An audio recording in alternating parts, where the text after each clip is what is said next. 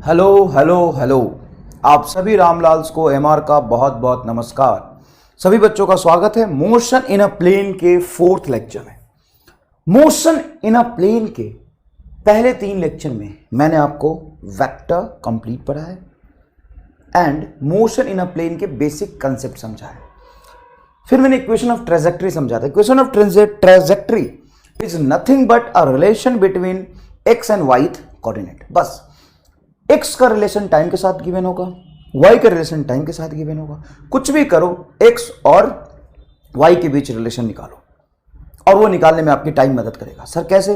कभी x और y को डिवाइड करके, कभी t का वैल्यू x के टर्म्स में निकाल के y में पुट करके, कभी इक्वेशन 1x² + y² को ऐड करके। वो तो डिपेंड करता है ना, वो तो आपके IQ लेवल पे डिपेंड कर रहा है, फिजिक्स नहीं है वो, तो बस आपके IQ लेवल पे डिपेंड करता है कि आप x और y को कैसे मिलाते हैं और टाइम को हटा के, बस। ठीक है, तो मोशन इन अ प्लेन के 4th लेक्चर में आज हमारा गोल बहुत सिंपल सा है, प्रोजेक्टाइल मोशन का पार्ट 1, जिसमें हम ground to ground projectile motion पढ़ेंगे।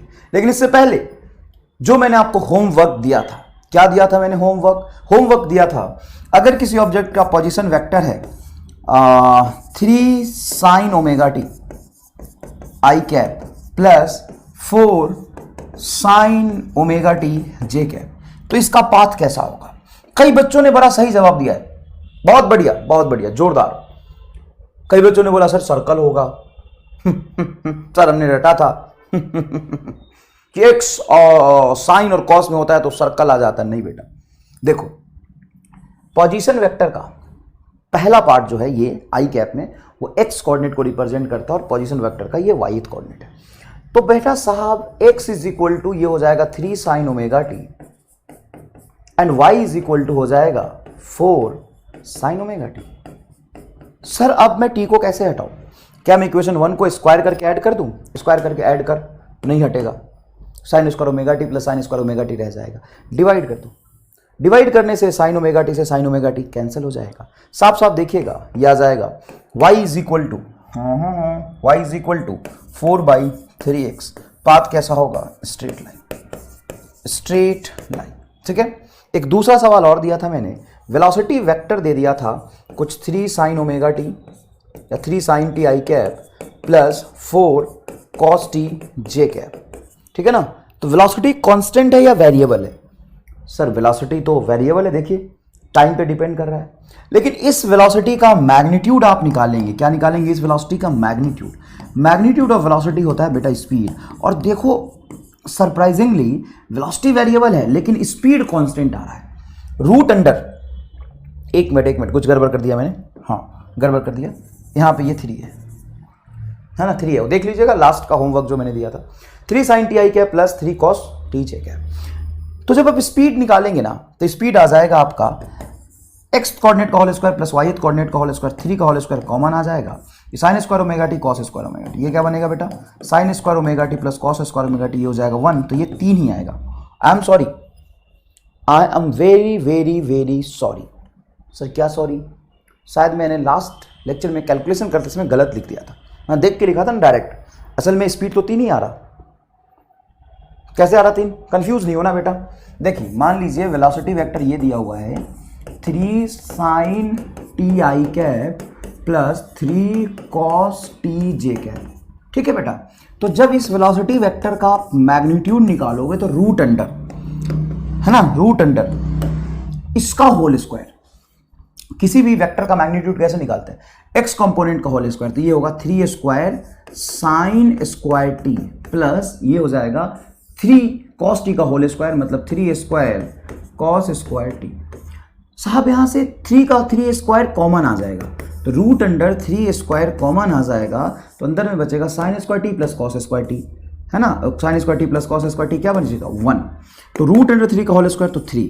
तो ऑब्जेक्ट का स्पीड कांस्टेंट है 3 मीटर पर सेकेंड। ऑब्जेक्ट चल रहा है सर्कुलर पाथ पे, है ना, पाथ निकाल के देखोगे तो सर्कुलर आ जाएगा। तो ऑब्जेक्ट चल रहा है सर्कुलर पाथ पे, उसकी स्पीड कांस्टेंट है 3 मीटर पर सेकेंड, है ना। डायरेक्शन चेंज होने से वेलोसिटी चेंज हो रहा है, लेकिन वेलोसिटी का जो मैग्नीट्यूड है, जो रफ्तार है, 3 मीटर पर सेकेंड कांस्टेंट आ रहा है। तो distance is equal to nothing but speed into time. तो स्पीड इनटू टाइम, बताइए, टाइम मैंने 3 सेकेंड दिया था शायद, तो 3 मीटर पर सेकेंड आपका स्पीड और टाइम आ जाएगा आपका 3 सेकेंड। तो 9 metre is the correct answer. 9 metre is the correct answer. 9 metre किसी ने आंसर निकाल के नहीं दिया था, ठीक है ना। तो आज हम बढ़ते हैं आगे, प्रोजेक्टाइल मोशन पढ़ते हैं। मोशन अंडर ग्रेविटी आपने पढ़ा है? हाँ सर, उसी में तो बड़ा समस्या आया था सर, अब कैसे कैसे क्या क्या लिख दे रहे थे। बेटा अब धीरे धीरे संघर्ष करो, पुरानी चीज होगी, इसको एक बार और रिवाइज करो, मजा आ जाएगा। और शायद मैंने मोशन अंडर ग्रेविटी के 2 लेक्चर बना के दिए थे आपको। मोशन अंडर ग्रेविटी के कितने लेक्चर बना दिए थे? 2 लेक्चर बना के दिए थे, है ना। दोबारा मैंने आपको समझाया था, बड़ा आसान है, कोई खास बात नहीं था। अगर आप देखो, चीजें मुश्किल होती हैं लेकिन उसको आप समझ लोगे ना तो वही चीज सबसे आसान लगेगा। देख रहे थे मैं आंसर कैसे निकाल रहा था, उसी तरीके से आप भी कर सकते हैं, कोई खास बात नहीं है। तो साहब प्रोजेक्टाइल मोशन क्या होता है? सबसे पहले इसका फील दिलाओ कि प्रोजेक्टाइल मोशन होता क्या है। तो कभी तुमने अपने फेवरेट फुटबॉल प्लेयर, चाहे वो तुम्हारा रोनाल्डो हो, मेसी हो, कुछ भी हो, वो जब फुटबॉल को किक करता है तो फुटबॉल जो पाथ एग्जैक्टली ट्रेवल करके जाता है उसी को कहते हैं हम प्रोजेक्टाइल मोशन। अच्छा, वो फुटबॉल का जो मोशन होता है प्रोजेक्टाइल मोशन होता है। हाँ, महेंद्र सिंह धोनी जब बॉल को हिट करता है तो बॉल हो सकता है 1 बाउंस 6 जाए, है ना, जरूरी नहीं है। सॉरी, 1 बाउंस 6 नहीं होता सर, अगर बाउंस पहले कर दिया तो 4 होगा। हाँ, 1 बाउंस 4 हो या 6 हो, उस बॉल का जो पाथ होता है वो प्रोजेक्टाइल पाथ होता है। अच्छा, हाँ, मान लो तुम छत पे बैठे हो। कहां बैठे हो? छत पे। और तुम्हारे हाथ में एक पत्थर है, इस पत्थर को तुमने नीचे किसी के सर पे मारा। हाँ सर, सीधा इसके सर पे टिका के मार देंगे पत्थर, तो क्या इसके सर पे लगेगा? क्या तुमने ऐसा कभी कोशिश किया है कि अपने छत पे बैठ जाओ, है ना, छत पे बैठ जाओ और नीचे कोई आदमी खड़ा है, उसके टकले पे, सर टकला तो आपका है, आप कहीं मत दिख जाना, हाँ, तो तुम्हें टकले पे निशाना लगा लेना। तो सर अगर हम अपने टकले पे निशाना लगाएं, मान लो ये हमारा का टकला है, चलो ठीक है, कोई बात नहीं, तुम मत बोलना, मैं अपने आप की बेइज्जती कर रहा हूँ, कोई बात नहीं, तुम मत कर देना, बहुत मारूंगा। तो तुमने पत्थर मारा, तो क्या पत्थर मेरे टकले पे आएगा? नहीं सर, कैसे नहीं आएगा, हमारा निशाना पक्का है। तो पहले ही बात फिजिक्स के फॉर्म में गलत हो गया। अगर तू पूरा का पूरा यहां पे निशाना मारेगा ना तो तेरा पत्थर इस तरह के पाथ को फॉलो करके जाएगा, ऐसे यहां गिरेगा, मेरे आगे गिर जाएगा। सर हो सकता है थोड़ा और पीछे उधर गिर जाए ना, इधर ही गिरेगा। ऐसा कैसे? तो पाथ स्ट्रेट लाइन थोड़ी ना होगा। तुम किसी भी ऑब्जेक्ट को यू वेलोसिटी देके छोड़ दिए, जब आपने उसको यू वेलोसिटी देके छोड़ दिया, आगे जाने दिया, तो रास्ते में जब वो चल रहा होगा, यू वेलोसिटी देके आपने छोड़ दिया, रास्ते में जब वो चल रहा होगा तो उस पर ग्रेविटेशनल फोर्स लगेगा नीचे की तरफ mg, जिसके वजह से इसका नीचे की तरफ एक्सेलरेशन होगा g। हाँ सर, नीचे की तरफ एक्सेलरेशन होगा g, तो फिर तो नीचे की तरफ थोड़ा सा शिफ्ट कर जाएगा। ये एक छोटा सा एग्जांपल ऐसे समझो, मान लो कि ये बचपन में हम लोग आम के पेड़ में जाते थे घूमने, अमरूद आम किसी का पेड़ तुमने देखा हुआ होगा, यहाँ पे मान लो ये आम है, अब तुम यहाँ पे खड़े हो, अब तुमने उठाया पत्थर, हाँ सर उठाया, और सीधा टिका के मारा आम पे, तो तुम्हारा पत्थर क्या आम पे जाके लगेगा? नहीं, पत्थर यहाँ आ जाएगा। सर हाँ सर, कभी हम पत्थर आम नहीं तोड़ पाए। मूर्ख, निशाना हमेशा थोड़ा ऊपर लगाना चाहिए। असल में तुम्हें ये आम तोड़ना है तो तुम्हारा निशाना इधर होना चाहिए। क्या बात कर रहे हो सर? हाँ, इतना आसान नहीं होता निशाना लगाना। जब यहाँ निशाना लगाओगे तो अब असल में थोड़ा सा नीचे आके इस पे टकराएगा। ग्रेविटी चीजों को हमेशा नीचे खींचती है, हमेशा। और कोई भी ऑब्जेक्ट को आप प्रोजेक्ट कर दो, है ना, इनिशियल वेलोसिटी दे दो, जिसका angle acceleration due to gravity से 0 और 180 डिग्री ना हो। अगर किसी ऑब्जेक्ट को इनिशियल वेलोसिटी आपने इधर दिया और एक्सेलरेशन ड्यू टू ग्रेविटी इधर ही है, तो इसका पाथ स्ट्रेट लाइन होगा, पाथ स्ट्रेट होगा। क्यों स्ट्रेट होगा? तुमने फेंका नीचे है और पार्टिकल नीचे आ रहा, तो इसका पाथ स्ट्रेट लाइन हो जाएगा। अगर तुम इसको एकदम ऊपर फेंक दो और एक्सेलरेशन ड्यू टू ग्रेविटी नीचे है, तो भी पाथ कैसा होगा? स्ट्रेट लाइन होगा। तो भी पाथ कैसा होगा? स्ट्रेट लाइन होगा। मतलब वेलोसिटी और एक्सेलरेशन में अगर एंगल, इनिशियल वेलोसिटी और एक्सेलरेशन में एंगल बताओ क्या है? वेलोसिटी नीचे दिया तुमने, अरे इधर फेंका, प्रोजेक्ट किया नीचे सीधा, तो वेलोसिटी और एक्सेलरेशन के बीच में एंगल बोलो 0 डिग्री। और यहां पे इनिशियल वेलोसिटी और एक्सेलरेशन के बीच में एंगल बोलो 180 डिग्री। यहां पे क्या होगा? इसकी रफ्तार कम होती जाएगी, कहीं रुकेगा और नीचे आ जाएगा। तो इन दोनों ही केस में पाथ कैसा होगा? Straight line. पाथ कैसा होगा? Straight line. और अगर if angle between initial velocity and acceleration, जो कि एक्सीलरेशन g और कांस्टेंट होना चाहिए, एक्सीलरेशन वेरिएबल नहीं होना चाहिए। अगर एक्सीलरेशन वेरिएबल हो गया या एक्सीलरेशन 0 हो गया तो वो प्रोजेक्टाइल मोशन नहीं होगा। Projectile motion is a 2D motion in which angle between initial velocity and acceleration must not be equal to 0 degree और 180 डिग्री। कुछ भी हो लेकिन 0 और 180 डिग्री नहीं होना चाहिए। सर 90 हाँ चलेगा, 60 चलेगा, 30 चलेगा। देखो इधर तेरा एक्सीलरेशन ड्यू टू ग्रेविटी हो गया, इधर बॉल को फेंक दो, है ना। जैसे मान लो तू बंदूक लेके आया और यहां पे एक आदमी खड़ा है, इसका खोपड़ी फोड़ना है। हाँ सर आज फोड़ देंगे सर, इसका खोपड़ी फोड़ना है तो क्या करेगा, सीधा इसके खोपड़ी पे निशाना लगा। अब तू निशाना बंदूक ऐसे फायर करेगा तो पार्टिकल बाहर, मतलब जो बुलेट हो बाहर निकलेगा, लेकिन एक्सीलरेशन ड्यू टू ग्रेविटी उस पर नीचे फोर्स लगाएगा, ये जाके इसके गर्दन को हिट करेगा, खोपड़ी नहीं फोड़ पाएगा। सर अगर खोपड़ी फोड़ना हो तो थोड़ा सा इसके मुंडी के ऊपर निशाना लगा, यहां निशाना लगाएगा, ग्रेविटी चीजों को नीचे खींचती है। तो बताओ, अगर ऑब्जेक्ट का initial velocity and if angle between initial velocity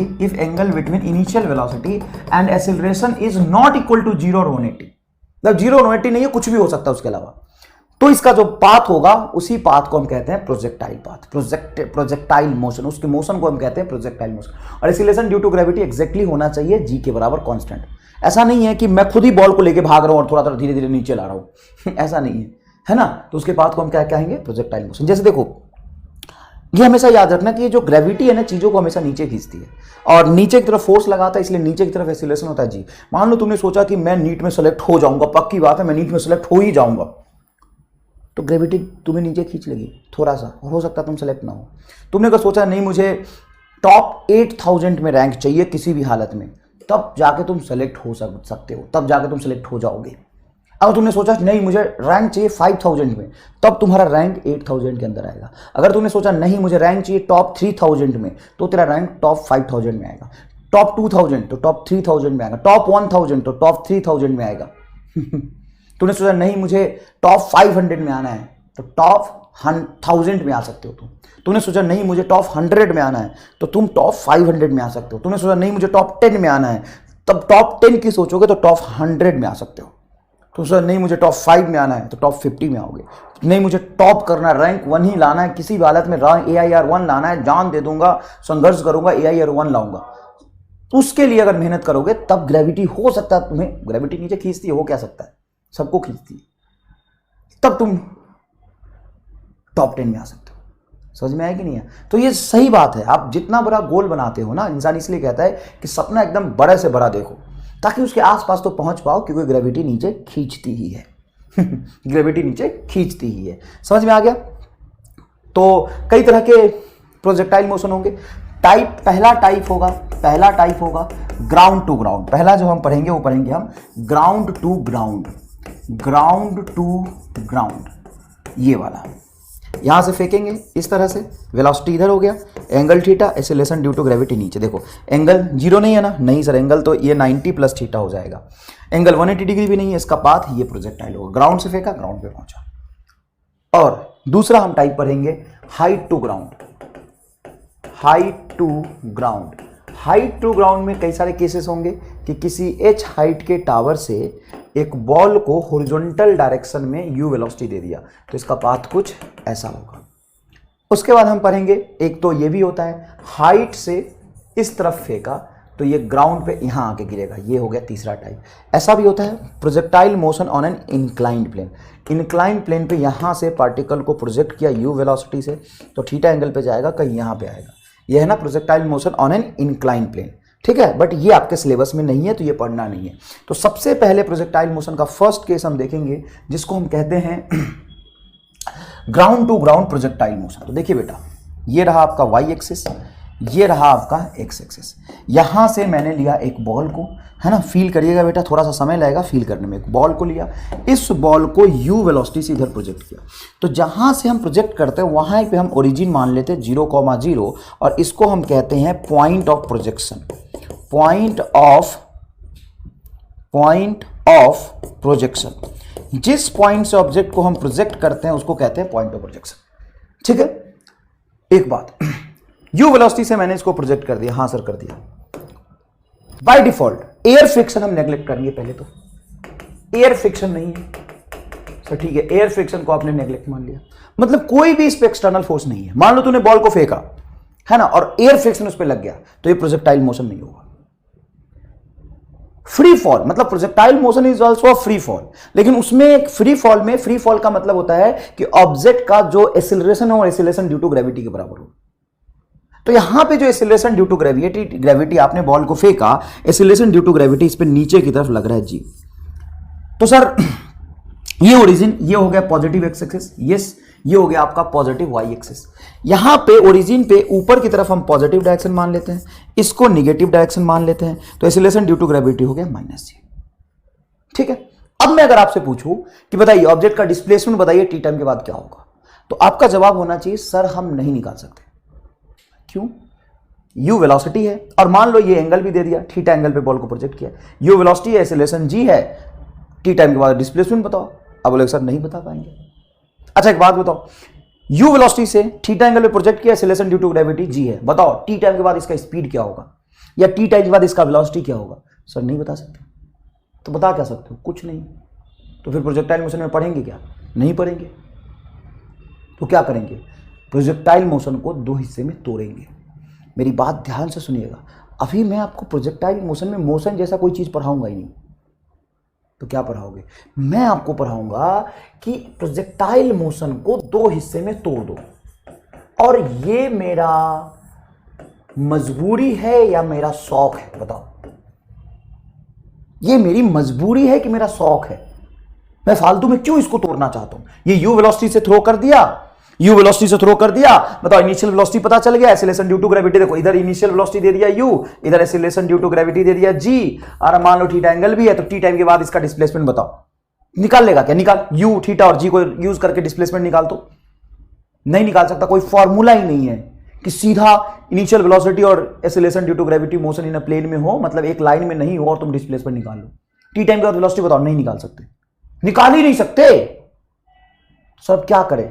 हमारी मजबूरी है कि ये 2D मोशन हो गया, क्योंकि वेलोसिटी इधर दिया और एक्सीलरेशन इधर दिया, ये पैरेलल और एंटी पैरेलल नहीं है, तो मोशन इन अ प्लेन कहलाएगा। ये कौन सा मोशन होगा? 2D मोशन होगा, 2D मोशन होगा। इस 2D मोशन को ब्रेक करो, 1D along x axis, 1D along y axis. तो प्रोजेक्टाइल मोशन में किताबों में या टीचर क्या करता है कि प्रोजेक्टाइल मोशन लिखता है और फटाफट बताता है, देखो बेटा अगर मैंने इसकी वेलोसिटी इधर u दी तो इधर कितनी हो जाएगी। मैं इधर कितनी हो जाएगी ये मैटर नहीं करता, इधर कितनी क्यों लिख रहे हो ये बताओ। ये तुम्हारा शौक है क्या? इधर u लेके इधर हमेशा बांट लेते हो, क्या है? क्यों क्यों क्यों? सवाल सबसे पहले ये उठता, क्यों? ये u दिया तो सॉल्व करो ना सवाल को। क्यों u दिया तो फटाक से बोल लो इधर हो जाएगा u कॉस थीटा। क्यों हो जाएगा? हो भी जाएगा तो मैं क्यों लूं? क्यों लोगे? ये तुम्हारी मजबूरी है, तेरा शौक नहीं है। तो मैं प्रोजेक्टाइल मोशन क्या होता है पढ़ा ही नहीं रहा, मैं आपको लिमिटेशन बता रहा हूं, तुम्हारी औकात बता रहा हूं, अपनी औकात बता रहा हूं कि मैं बिना इस मोशन को ब्रेक किए हुए आगे बढ़ ही नहीं सकता। तो अगर मैं वेलोसिटी u देता हूं xy प्लेन में एट एन एंगल थीटा, तो इनिशियल वेलोसिटी x एक्सिस में हो जाएगा u cos थीटा, और वर्टिकल डायरेक्शन में हो जाएगा इनिशियल वेलोसिटी ui बराबर u sin थीटा। अच्छा ये बात है क्या? हां, तो t इज इक्वल टू 0 पे देखिए, at t is equal to 0 initial velocity along x axis होगा आपका u cos थीटा, जिसको आप ux से भी लिख सकते हैं, कोई बुराई नहीं है। Initial velocity along y axis हो जाएगा बेटा u sin थीटा, कोई बुराई नहीं, बहुत बढ़िया, जोरदार। तो अब एक बड़े प्यार से एक छोटी टोपी वाला वेक्टर लगा लो, अच्छा लगेगा। y एक्सिस है, x एक्सिस है, सर बढ़िया, एकदम मजे आ गए। अब x एक्सिस के डायरेक्शन में कोई फोर्स, धक्का, खिंचाव, पुल एंड पुश नहीं सर। y एक्सिस में एक्सीलरेशन ड्यू टू ग्रेविटी है, x एक्सिस में कोई भी फोर्स, कोई भी एक्सीलरेशन वगैरह कुछ नहीं है। मतलब x एक्सिस की डायरेक्शन में कोई फोर्स नहीं है, नहीं, तो एक्सीलरेशन क्या हो जाएगा? 0। x का एक्सीलरेशन 0, और जहां एक्सीलरेशन 0 उसकी डायरेक्शन में वेलोसिटी कांस्टेंट। एक्सीलरेशन जीरो मतलब वेलोसिटी कांस्टेंट। तो किसी भी टी टाइम पे एक्स एक्सिस की तरफ जो वेलोसिटी होगी किसी भी टी टाइम पे वो u cos थीटा ही रहेगा। ऑब्जेक्ट की नेट वेलोसिटी क्या होगा हमें नहीं पता। टी टाइम पे ऑब्जेक्ट कहां पे होगा, किस डायरेक्शन में चल रहा होगा, उसकी नेट स्पीड क्या होगा हमें नहीं पता। लेकिन पार्टिकल कहीं भी हो उसका एक्स एक्सिस और वेलोसिटी u cos थीटा होगा, क्योंकि एक्स में एक्सीलरेशन जीरो है। क्या बात कर रहे हो सर, और क्या, और वाई एक्सिस में एक्सीलरेशन हो जाएगा माइनस जी जे कैप। कह सकते हो acceleration due to gravity g downward direction. Minus क्यों हुआ, क्योंकि ऊपर में प्लस वाई लिया है इसलिए नीचे निगेटिव है। सर एक मिनट, अगर आप कह रहे हो कि एक्सीलरेशन जीरो वेलोसिटी कांस्टेंट तो यूनिफॉर्म मोशन हो गया। हाँ हो गया, यूनिफॉर्म मोशन हो गया। बता, मतलब प्रोजेक्टाइल मोशन यूनिफॉर्म मोशन है? नहीं, प्रोजेक्टाइल मोशन के सिर्फ एक्स एक्सिस के बारे में बात करो, वो यूनिफॉर्म मोशन है। उसका एलॉन्ग एक्स एक्सिस के लॉन्ग एक्सीलरेशन जीरो है। तो किसी भी टी टाइम पे एक्स एक्सिस के लॉन्ग जो डिस्प्लेसमेंट होगा उसकी velocity into time of flight T होगा। एक्स के लॉन्ग वेलोसिटी हमेशा होगी यू कॉस थीटा, और ये डायरेक्ट ही किसी भी टी टाइम पे डिस्प्लेसमेंट लिख रहे हैं तो एक्स एक्सिस का पूरा इंफॉर्मेशन लिख लिया। सर वाई एक्सिस में किसी भी इंस्टेंट पे जो वेलोसिटी होगी क्या वेरिएबल होगी? यस, क्योंकि एक्सीलरेशन है तो वेलोसिटी वेरिएबल होगा। क्या होगा? तो किसी भी टी टाइम पे वाई एक्सिस में जो वेलोसिटी होगा फर्स्ट इक्वेशन ऑफ मोशन से निकालेंगे, initial velocity u y minus g T.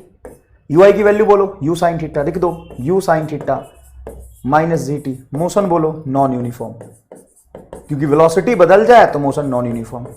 मतलब प्रोजेक्टाइल मोशन का एक्स कंपोनेंट यूनिफॉर्म है, वाईथ कंपोनेंट नॉन यूनिफॉर्म है। तो यूनिफॉर्म प्लस नॉन यूनिफॉर्म दोनों मिक्स करके क्या बनेगा? नॉन यूनिफॉर्म, है ना। एक एक्सिस में मोशन यूनिफॉर्म है, दूसरे में नॉन यूनिफॉर्म है। अच्छा, डिस्प्लेसमेंट क्या होगा? तो displacement at any time t क्या होगा? U y t minus half g t square.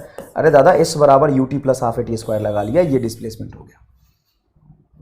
तो सर आपने एक्स और वाई को बिल्कुल अलग अलग बांट दिया, लेकिन असल में मोशन तो किसी भी इंस्टेंट पे मुझे एक्स वाई प्लेन में ऐसे चलता हुआ दिखाई देगा। हाँ, किसी भी इंस्टेंट पे एक्स वाई प्लेन में इस तरीके से चलता हुआ दिखाई देगा। एक बात बताओ, किस इंस्टेंट पे, इस इंस्टेंट पे इस डायरेक्शन में जा रहा होगा। हाँ सर, किसी इस डायरेक्शन में जा रहा होगा।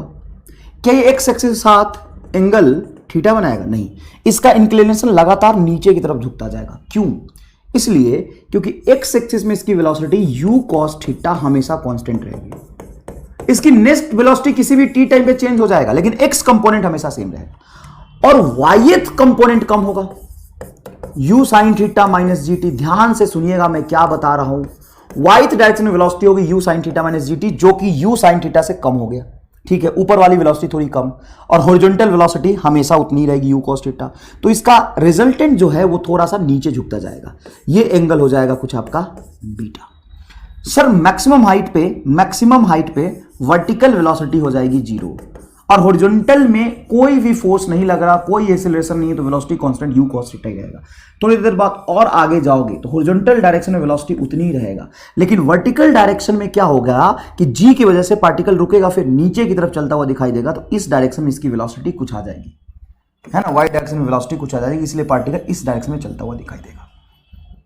अगर मैं आपको एक्स एक्सिस का और वाई एक्सिस का वेलोसिटी प्रोफाइल बना के दिखाऊं तो कुछ इस तरह का वेलोसिटी प्रोफाइल होगा। वाई एक्सिस में वेलोसिटी होगी इनिशियल यू साइन थीटा, फिर इसकी वेलोसिटी थोड़ी सी कम हो जाएगी, फिर इसकी वेलोसिटी थोड़ी सी कम हो जाएगी, फिर इसकी वेलोसिटी थोड़ी सी कम होगी, फिर इसकी वेलोसिटी थोड़ी सी कम होगी, और फाइनली नीचे की तरफ जीरो होने के बाद नीचे की तरफ इस तरीके से बढ़ता जाएगा। और इसका एक्स एक्सिस का वेलोसिटी हमेशा कांस्टेंट रहेगा, क्योंकि यूनिफॉर्म मोशन को रिप्रेजेंट कर रहा है। यह वेलोसिटी प्रोफाइल, इसको क्या बोलते हैं बेटा? Velocity profile of x axis. Velocity along x axis, her instant पे एक्स एक्सिस की तरफ वेलोसिटी यू कॉस थीटा होगा, लेकिन इनिशियल वेलोसिटी वाई एक्सिस के along you sine theta, maximum height पे वाई की वेलोसिटी जीरो, और जब टकराएगा यहां पे तो वाईथ डायरेक्शन की वेलोसिटी होगी माइनस यू साइन थीटा। जितने रफ्तार से प्रोजेक्ट किया था वाईथ डायरेक्शन में उसका वैल्यू था यू साइन थीटा, जब टकराएगा तो रफ्तार उतनी रहेगी, लेकिन डायरेक्शन एग्जैक्टली नीचे की तरफ हो जाएगा, और इस इंस्टेंट पे भी हॉरिजॉन्टल डायरेक्शन की वेलोसिटी यू कॉस थीटा ही रहेगा। हॉरिजॉन्टल डायरेक्शन की वेलोसिटी हमेशा यू कॉस थीटा, वो चेंज ही नहीं होगा। हॉरिजॉन्टल डायरेक्शन की वेलोसिटी कभी चेंज ही नहीं होगा। सर अभी तक जितना आपने पढ़ाया उससे तो ऐसा समझ आ रहा कि हम सिर्फ वाई पे फोकस करें तो ये मोशन अंडर ग्रेविटी दिख रहा है। हाँ देखो, initial velocity along y axis बोलो u sin थीटा और एक्सीलरेशन बोलो g, तो ये मोशन अंडर ग्रेविटी की तरह ही तो वेलोसिटी चेंज हो रहा है। देखो ui माइनस जी टी और s बराबर ut minus half a t square. Ground to ground जो मोशन अंडर ग्रेविटी था, ground to ground motion under gravity था। मान लो मैं दो बॉल लेता हूं, एक ये बॉल है और एक ये बॉल है ना, दो बॉल लिया, आइडेंटिकल बॉल, और एक बॉल को मैंने वेलोसिटी दे दिया आगे की तरफ u cos थीटा और दूसरे बॉल को वेलोसिटी दे दिया मैंने u sin थीटा। अब इन दोनों बॉल का इंडिविजुअल मोशन कैसा होगा सोच के बताओ।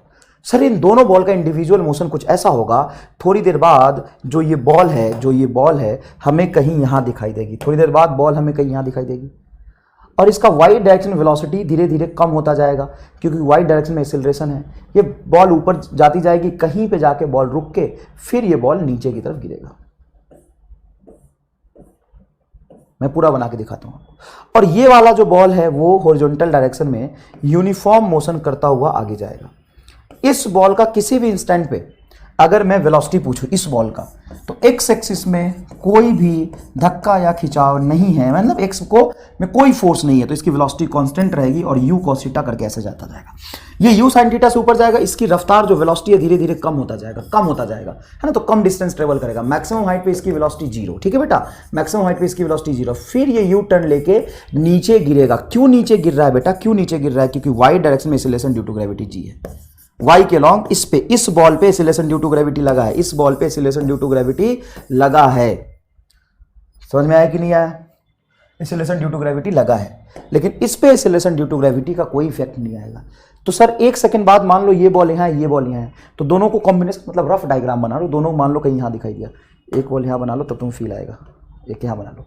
तो बोलो एक बॉल यहाँ एक बॉल यहाँ, तो दोनों का कंबाइंड डायग्राम यहाँ बनेगा कहीं? हाँ सर, एक यहाँ तो कंबाइंड डायग्राम यहाँ बनेगा, एक यहाँ तो कंबाइंड डायग्राम यहाँ बनेगा, एक यहाँ और एक यहाँ, मतलब दोनों के मोशन को ओवरलैप करके सम कर दिया। एक यहाँ और एक यहाँ, मतलब यहाँ आएगा, फिर वो नीचे गिर रहा लेकिन ये आगे जाता जाएगा, यहाँ आएगा, फिर यहाँ आएगा, फिर यहाँ आएगा, है ना, इस तरीके से यहाँ आएगा, फिर यहाँ आएगा, फिर यहाँ आएगा, फिर यहाँ आएगा। अब इसके पाथ को मैं मिला दूँ तो आपको ये एग्जैक्टली प्रोजेक्टाइल मोशन जैसा पाथ दिखेगा। और अच्छे से मिला देता हूँ, ये रफ डायग्राम मैंने हाथों से बनाया बेटा, इसलिए थोड़ा सा आपको लगेगा कि स्मूथ नहीं है ना, पॉइंट्स ऊपर नीचे हो गए हैं, लेकिन पाथ दोनों को सम कर दूंगा तो एग्जैक्टली इसी तरह का दिखाई देगा।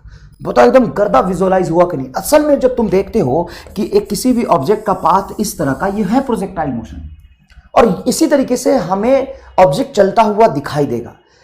लेकिन इस पाथ पे कोई इक्वेशन ऑफ मोशन में लगा ही नहीं सकता, क्योंकि 2D मोशन में एज सच कोई इक्वेशन ऑफ मोशन या इंटीग्रेशन डिफरेंशिएशन होता ही नहीं। होगा मोशन यही, अगर देखो u cos थीटा और u sin थीटा का सम निकालोगे बेटा, तो बोलो u cos थीटा और u sin थीटा का सम क्या होगा? वेक्टर सम क्या होगा? तो x एक्सिस की velocity u cos theta i cap, इसकी velocity u sin theta j cap है ना, u cos theta i cap u sin theta j cap, इसका सम निकालोगे तो ये u आएगा। ये क्या आएगा? u आएगा, एंड एट एंगल थीटा ही आएगा। तो असल में u, हाँ देख ना, root under u cos theta का whole square u sin theta का होल स्क्वायर, तो u ही तो आएगा। रूट अंडर अगर तुम कर दो यू एक्स का whole square plus u y का होल स्क्वायर, तो असल में मैंने ये स्पीड दिया है, पार्टिकल इस तरह के पाथ पे जाएगा, लेकिन मेरे पास कोई इक्वेशन ऑफ मोशन, कोई कंसेप्ट ही नहीं है इस तरह के पाथ पे लगाने के लिए। तो मैं मोशन को जब सॉल्व करूंगा ना, तो एक्स एक्सिस वाले मोशन को मैं यूनिफॉर्मिटी की तरह, यूनिफॉर्म मोशन की तरह ट्रीट करूंगा, और इसको एग्जैक्टली मोशन अंडर ग्रेविटी की तरह ट्रीट करूंगा। मतलब हमें इससे कोई बहस ही नहीं है, मुझे इससे और इससे बहस है, बस हमें इन दोनों से बहस है। और सर किसी भी इंस्टेंट पे अगर एक्सीलरेशन देख रहा हो तो एक्सीलरेशन डाउनवर्ड डायरेक्शन में जी जी जी जी जी जी जी जी, किसी भी इंस्टेंट पे एक्सीलरेशन ड्यू टू ग्रेविटी क्या होगा? जी जी जी जी जी जी जी जी, अरे जी जी जी जी जी जी जी जी। और वेलोसिटी इस डायरेक्शन में, नेट स्पीड इस डायरेक्शन में। सर नेट स्पीड कैसे निकलेगा? नेट स्पीड आपसे निकलेगा ही नहीं। पहले आप एक्स एक्सिस का किसी भी टी टाइम पे वेलोसिटी निकालेंगे, वाई एक्सिस का निकालेंगे, उसका फिर क्या करेंगे? वेक्टर सम करेंगे। मेरा अल्टीमेट गोल ये था कि मैं प्रोजेक्टाइल मोशन में तुम्हें ये फील करा दूं कि इसमें नया कुछ नहीं है। सर कैसे नया नहीं, सब तो नया है। कहाँ नया बता? या तूने ये नहीं पढ़ा अगर velocity cost you cos theta acceleration 0 हो तो वेलोसिटी कांस्टेंट रह जाएगी, एक्सीलरेशन 0 तो वेलोसिटी कांस्टेंट रह जाएगी, जो वेलोसिटी वही रह जाएगा। वेलोसिटी कांस्टेंट है तो यूनिफॉर्म मोशन होगा, टी टाइम के बाद ये डिस्प्लेसमेंट ड्यू टाइम होगा। हाँ सर ये पढ़ा है। क्या तुमने ये नहीं पढ़ा है कि अगर मैं किसी ऑब्जेक्ट को वेलोसिटी u sin थीटा देता हूं ऊपर की तरफ और एक्सीलरेशन नीचे की तरफ है, तो ये ground to ground motion under gravity हो जाएगा। समझ में आया कि नहीं है? तो सर इस हिसाब से टाइम ऑफ फ्लाइट हो जाएगा तुम्हारा 2u/g। हाँ, यही होता है असल में। अभी मैं चलो तुम्हें टाइम ऑफ फ्लाइट ही निकाल के दिखाता हूं। अभी चलो मैं तुम्हें टाइम ऑफ फ्लाइट ही निकाल के दिखाता हूं। पहला कैलकुलेशन में टाइम ऑफ फ्लाइट का करता हूं। टाइम ऑफ फ्लाइट तो डायरेक्ट मैं मोशन इन अ प्लेन को कंसीडर करूं, एक्स एक्सिस के मोशन कंसीडर करूं या वाई एक्सिस का मोशन कंसीडर करूं? बेटा बहुत आसानी से सुनना, मजा आ जाएगा। मतलब अंदर ही अंदर बिना डेरिवेशन का तुम्हें सारा फॉर्मूला दिखाई देगा। इतना मेहनत इसलिए किया है मैंने, शायद 15-20 मिनट, कि मैं तुम्हें बिना किसी फॉर्मूले के ही डेरिवेशन की सारा फॉर्मूला फील करा दूं। अब एक बात बताओ, टाइम ऑफ फ्लाइट का मतलब क्या है? कि सर ऑब्जेक्ट हवा में कितनी देर तक है। अब ऑब्जेक्ट हवा में गया किसकी वजह से है? इस वेलोसिटी के एक्स कंपोनेंट की वजह से या वाई कंपोनेंट की वजह से? बताओ, ऑब्जेक्ट का टाइम ऑफ फ्लाइट कौन डिसाइड करेगा? कमेंट करके बताना बेटा प्लीज, मैं रिक्वेस्ट कर रहा हूं। ये वेलोसिटी की ये वेलोसिटी? अरे भाई, इस वेलोसिटी का u का एक कंपोनेंट आगे दे दिया, ये तो बेचारा जमीन को छूता हुआ धीरे धीरे धीरे धीरे आगे चल रहा है, इसको कोई मतलब नहीं है। ऊपर गया किसकी वजह से? हवा में किसकी वजह से? सर इसकी वजह से गया है ना? तो हवा में ऊपर जाके फिर नीचे गिरा, हवा में ऊपर जाके फिर नीचे गिरा है। तो टाइम ऑफ फ्लाइट के लिए मैं कहूंगा consider motion consider motion along y axis. Consider motion along y axis. S बराबर u t plus half a t square. बताओ इस पूरे जर्नी का नेट डिस्प्लेसमेंट बताओ वाई एक्सिस में कितना होगा? सिर्फ ये वाई एक्सिस में लगा रहा हूं मैं, नेट डिस्प्लेसमेंट के लिए हम लगा भी नहीं सकते, सिर्फ वाई एक्सिस में। तो वाई एक्सिस में पार्टिकल ऊपर गया फिर नीचे आया, तो वाई एक्सिस का डिस्प्लेसमेंट क्या हो जाएगा? 0। अब ये भी फील करा देता हूं, चल देख। वाई एक्सिस का डिस्प्लेसमेंट क्या हो जाएगा? 0। देखो यहां पे कोऑर्डिनेट बोलो 0,0। जब यहां पे टकराया तो जितना आगे चला जाता है उसको हम रेंज कहते हैं। तो इसका एक्स कोऑर्डिनेट r हो जाएगा, वाई कोऑर्डिनेट 0। अरे एक्स एक्सिस पे वाई कोऑर्डिनेट 0 होता है बे, तो जितना ऊपर गया उतना ही नीचे आ गया। तो वाई डायरेक्शन का डिस्प्लेसमेंट क्या होगा? 0। इनिशियल वेलोसिटी वाई का बोलो ui t minus half g t square. अच्छा हाँ, इनिशियल वेलोसिटी ui, अरे u नहीं लिखा है, u का वर्टिकल कंपोनेंट ui। अच्छा, इसको इधर ले आते हैं तो t इज इक्वल टू हो जाएगा 2ui/g। कुछ नहीं किया साहब, इसको इधर ले आया बस, t से t कैंसिल हो गया, 2 यहां चला गया तो 2ui/g। ये हो गया टाइम ऑफ फ्लाइट। अच्छा सर ui की वैल्यू अगर रख दे तो ui की वैल्यू u sin थीटा है, तो u sin θ/g हो जाएगा। अब एक चीज फील करके बताओ सिर्फ रिजल्ट ही नहीं, क्या तुम्हें डेरिवेशन भी मोशन अंडर ग्रेविटी जैसा लगा? सिर्फ रिजल्ट ही नहीं, क्या तुम्हें डेरिवेशन भी मोशन अंडर ग्रेविटी जैसा लगा या नहीं लगा? हाँ sir, time of flight 2ui/g सही है। बताओ मोशन अंडर ग्रेविटी में अगर किसी ऑब्जेक्ट को मैं ऊपर की तरफ ui वेलोसिटी देता हूं तो इसका टाइम ऑफ फ्लाइट बोलो सर, ऊपर जाएगा नीचे आ जाएगा, तो इसका टाइम ऑफ फ्लाइट होगा 2ui/g। यहां पे कुछ और आया क्या? नहीं सर, वही आया है। तुम अगर इधर फेंकते हो u से तो मुझे ना तो u से मतलब है, ना तो u के हॉरिजॉन्टल कंपोनेंट से मतलब है, ना तो टाइम ऑफ फ्लाइट इसकी वजह से आएगा ना इसकी वजह से आएगा, सिर्फ इसकी वजह से आएगा क्योंकि यही हवा में लेके ऊपर ले गया फिर नीचे आया। अब बताओ क्या मैंने ये तुम्हें पढ़ा दिया है? हाँ। क्या तुम्हें प्रोजेक्टाइल मोशन देख के ये फील आ गया था कि हाँ वर्टिकल वेलोसिटी का जो वेलोसिटी का वर्टिकल कंपोनेंट है उसी की वजह से टाइम ऑफ फ्लाइट यहाँ पे आना चाहिए था, और उसी की वजह से यहाँ पे असल में टाइम ऑफ फ्लाइट आया भी है। तो बताइए क्या आपको ये चीज फील आ गया क्या? हाँ, तो ये चीज फील आ गया तो डेरिवेशन में कुछ नया है ही नहीं। अब चलिए मैं आपको मैक्सिमम हाइट का कंसेप्ट समझाता हूं। Maximum height, maximum height. अब एक बात बताओ बेटा, ऑब्जेक्ट को जब आप प्रोजेक्ट करते हो तो उसका मैक्सिमम हाइट कितना होगा? सर मैक्सिमम हाइट यहां से यहां तक ये होगा मैक्सिमम हाइट।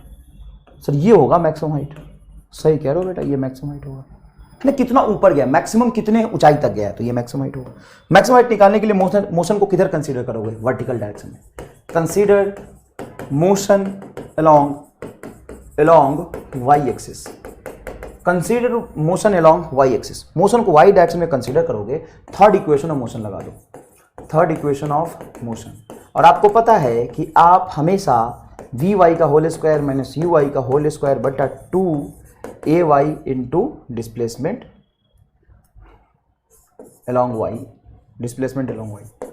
अब बताओ मैक्सिमम हाइट पे क्या वेलोसिटी जीरो होता है? नहीं, मैक्सिमम हाइट पे वेलोसिटी मिनिमम होता है। हाँ सर, मैक्सिमम हाइट पे वेलोसिटी मिनिमम होता है, लेकिन वाई डायरेक्शन वाली वेलोसिटी तो जीरो होती है। मैक्सिमम हाइट पे नेट वेलोसिटी से मतलब ही नहीं है, मैक्सिमम हाइट पे वर्टिकल वेलोसिटी से मतलब है, और वर्टिकल वेलोसिटी बताओ क्या है? जीरो। ठीक है, initial velocity along y axis u i का होल स्क्वायर बराबर माइनस, क्यों आया? क्योंकि acceleration due to gravity minus g है, और मैक्सिमम हाइट आपका एच मैक्स हो गया। तो h max is equal to, यहाँ पे ये माइनस से माइनस कैंसिल हो जाएगा, यू आई का whole square divided by 2g। और बड़े आश्चर्य की बात है, मैंने देखा है जब वो पढ़ाते हैं टेक्स्ट बुक में या टीचर, तो बेटा ये फॉर्मूला डिस्कस ही नहीं करता, बताता है कि time of flight 2u sin theta by g होता है। अरे भाई इसको फील दिलाओ कंसेप्ट का, ये तो समझ ही लेगा। यहाँ पे important sine theta cos theta नहीं है, इंपॉर्टेंट इज कि वर्टिकल वेलोसिटी आएगा बस। बताओ मैक्सिमम हाइट का जो आंसर आया है, जो फॉर्मूला है यू आई का होल स्क्वायर बाई 2g, क्या same to same motion under gravity में होता था यू स्क्वायर बाई 2g? हाँ, और सिर्फ फॉर्मूला ही नहीं, डेरिवेशन भी सेम है एकदम। और आप यू आई को लिख दोगे यू साइन थीटा, तो you square sine square theta divided by 2g। बताओ एकदम करता करता चमक आ रहा है कि नहीं आ रहा है? चमका कि नहीं चमका? बताओ एकदम। अगर चमका तो लिख देना सर फिर से PhD इन फिजिक्स। साहब एकदम ये तो बड़ा आसान है। अच्छा, मैं क्यों कह रहा था मोशन अंडर ग्रेविटी को थोड़ा और नजदीक से देखो, मजा आ जाएगा। देखे होते तो तुम्हें ये सब ना बच्चों का खेल लगता, बच्चों का खेल लगता एकदम। सर लगे हाथ हॉरिजॉन्टल रेंज भी समझा दो। हॉरिजॉन्टल रेंज क्या होता है? Horizontal range, sir horizontal range का मतलब होता है पार्टिकल को जब हम प्रोजेक्ट करते हैं तो जब तक वो हवा में रहता है उतने में कितना आगे डिस्टेंस ट्रेवल कर जाएगा। तो जहां से हम प्रोजेक्ट करते हैं वो होता है पॉइंट ऑफ प्रोजेक्शन, जहां पे कोलाइड करता है ना, उसको कहते हैं पॉइंट ऑफ स्ट्राइक।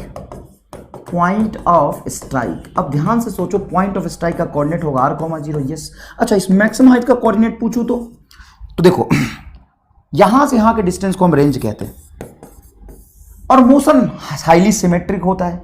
सर अगर मोशन सिमेट्रिक होता है तो क्या ये पक्की बात है कि आधे हाइट पे मैक्सिमम, मतलब आधे डिस्टेंस पे मैक्सिमम हाइट एग्जिस्ट करेगा? हाँ, तो इस पॉइंट का x कोऑर्डिनेट हो जाएगा r/2 और हाइट हो जाएगा h। इस पॉइंट का ये कोऑर्डिनेट है। तो रेंज हम निकालेंगे कैसे?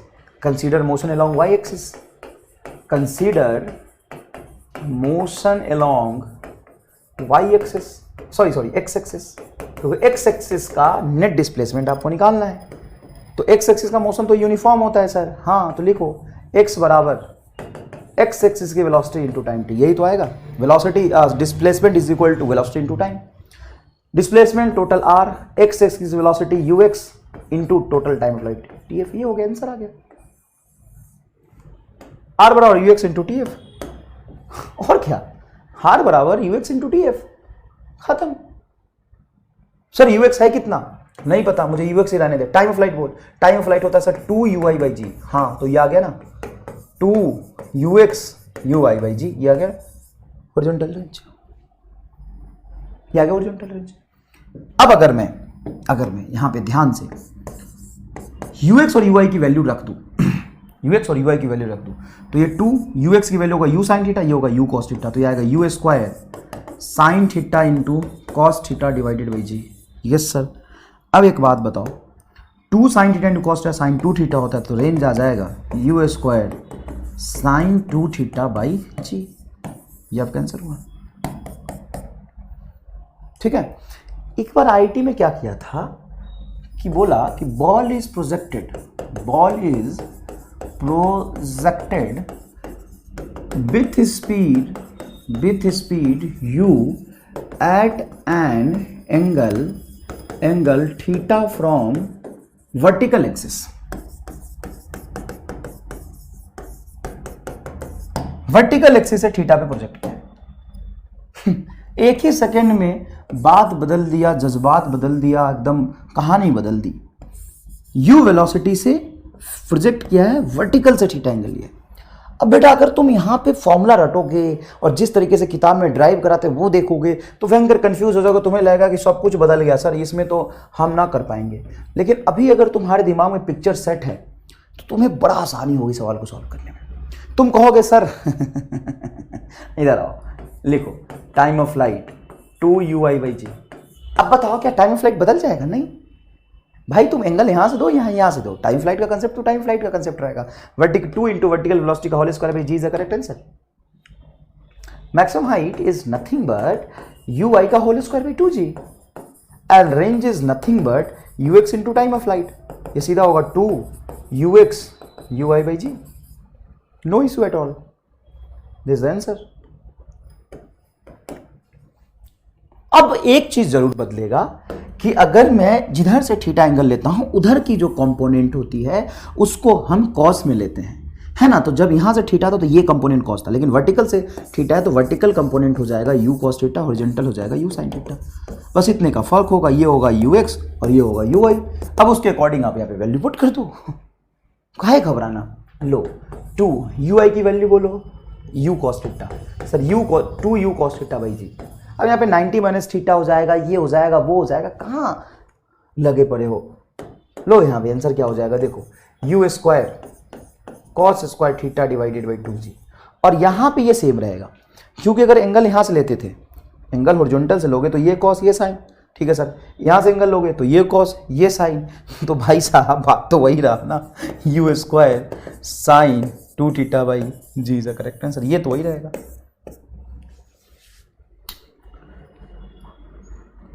बताओ एकदम जोरदार तरीके से फील है कि नहीं है। चलो एक और सवाल कराता हूं आईटी 2014 का।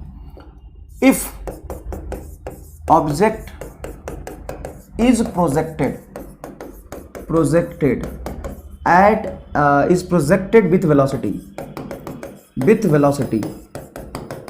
Velocity u is equal to alpha i cap plus beta j cap, then find HTR। समझ गए। IIT 2014 आप सर्च करके देख सकते हो, आपको बहुत आसानी से सवाल मिल जाएगा। तो सर इसको तो बड़ा भयंकर सवाल भी देख दिया सर। आप यहाँ पे अगर आप फॉर्मूला यूज करते हो you square sine square theta cos square theta sine 2 theta, तो भाई साहब यहाँ पे साइन कॉस तो है ही नहीं और नेट वेलोसिटी भी नहीं पता। वेलोसिटी को वेक्टर फॉर्म में दिया है, ये एक्स कंपोनेंट हो गया वेलोसिटी का और ये वाई कंपोनेंट हो गया। लेकिन अगर आपको ये याद है t इज इक्वल टू, देखो 2u साइन थीटा जब आप लिखते हो ना बेटा, तो आप ये समझो कि u वेलोसिटी ऑफ प्रोजेक्शन था और थीटा था हॉरिजॉन्टल से एंगल। तो u साइन थीटा आपका वर्टिकल कंपोनेंट हो गया वेलोसिटी का। तो यहां से बेटा 2 और ये असल में u sine theta is nothing but u y by g तो है। हाँ सर, तो ये 2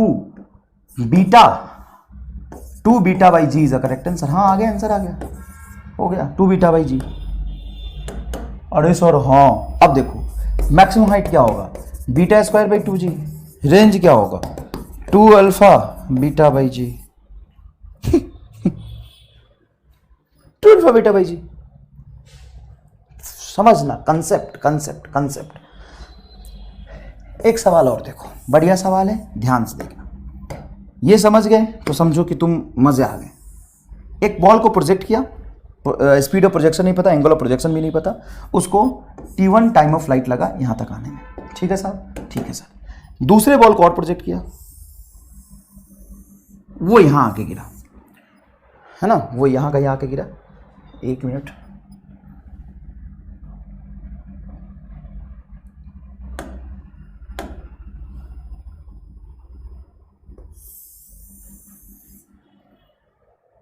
देखा यहां आके गिरा।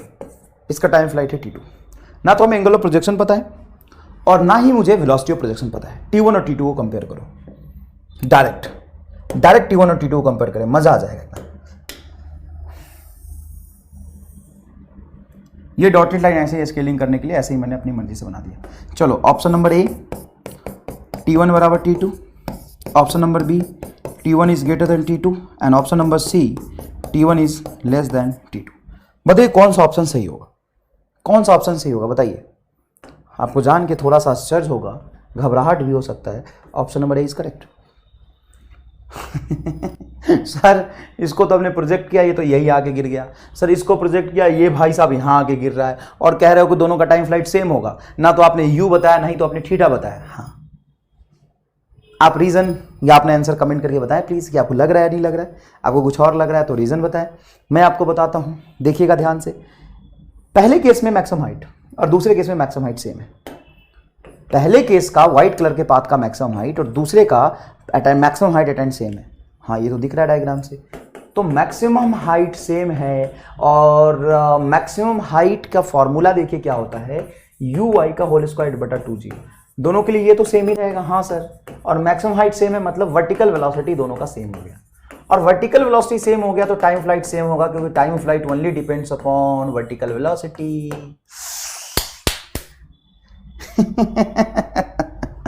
बताओ राधे, बताओ मजा आया कि नहीं आया, बताओ मजा आया कि नहीं आया, बताओ।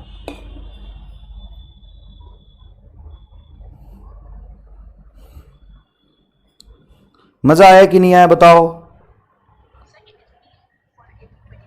सर कल की डीपीपी तो अभिषेक सर।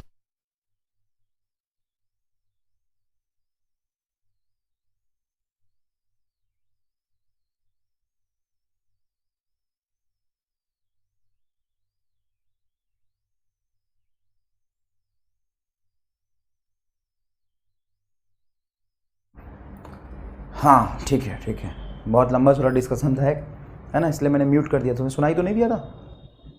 बहुत इंपॉर्टेंट मैसेज था।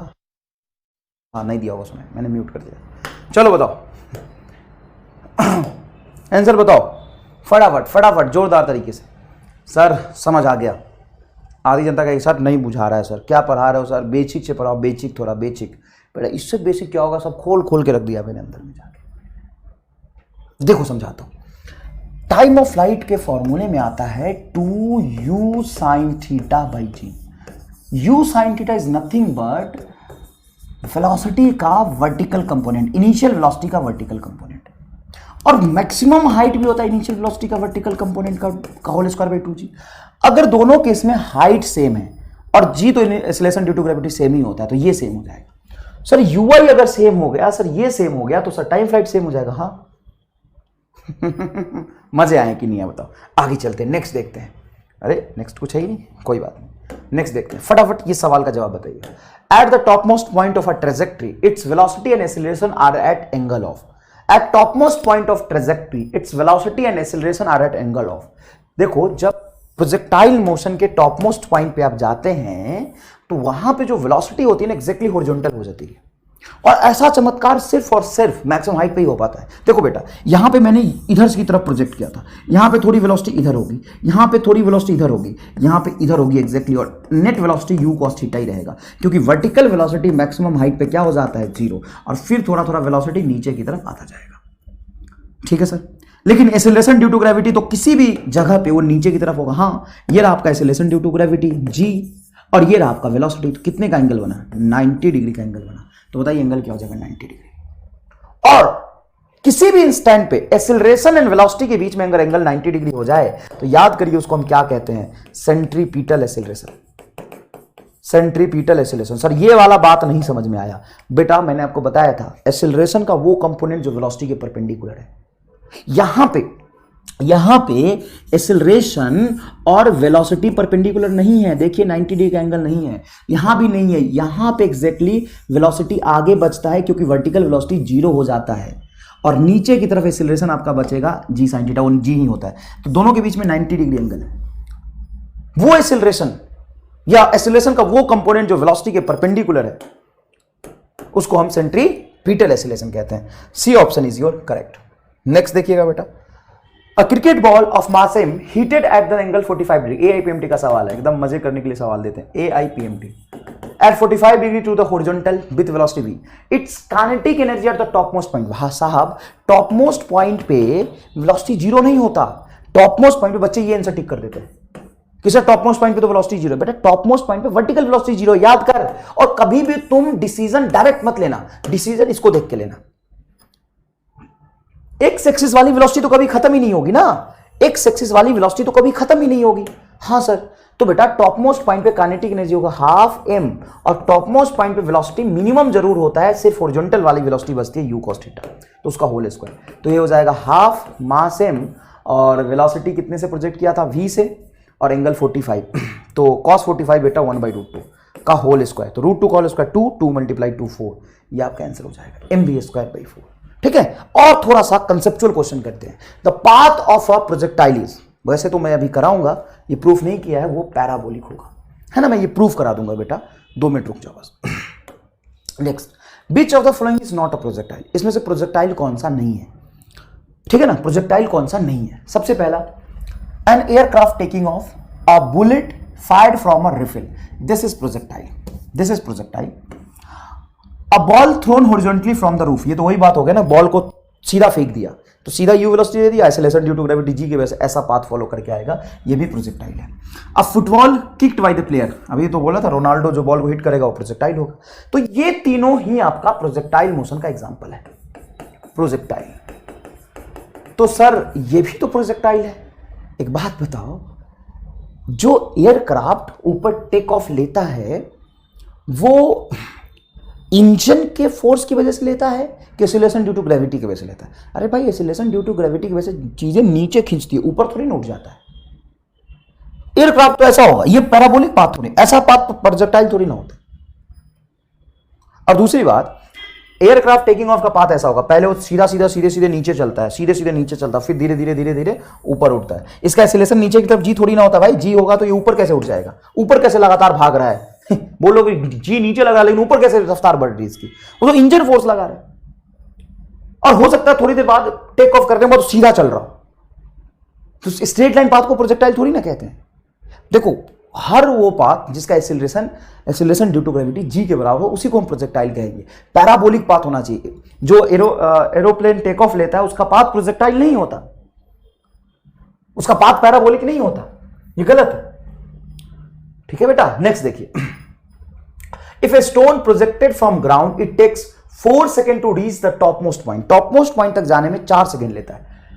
Then its trajectory, then time of flight is, अरे रामलाल, अगर टॉप मोस्ट पॉइंट तक जाने में 4 सेकेंड लिया है तो टोटल टाइम ऑफ फ्लाइट कितना होगा? तो time to top point, time taken to bottom to top point का 2 टाइम्स हो जाएगा total time of flight. 8 second is your correct answer.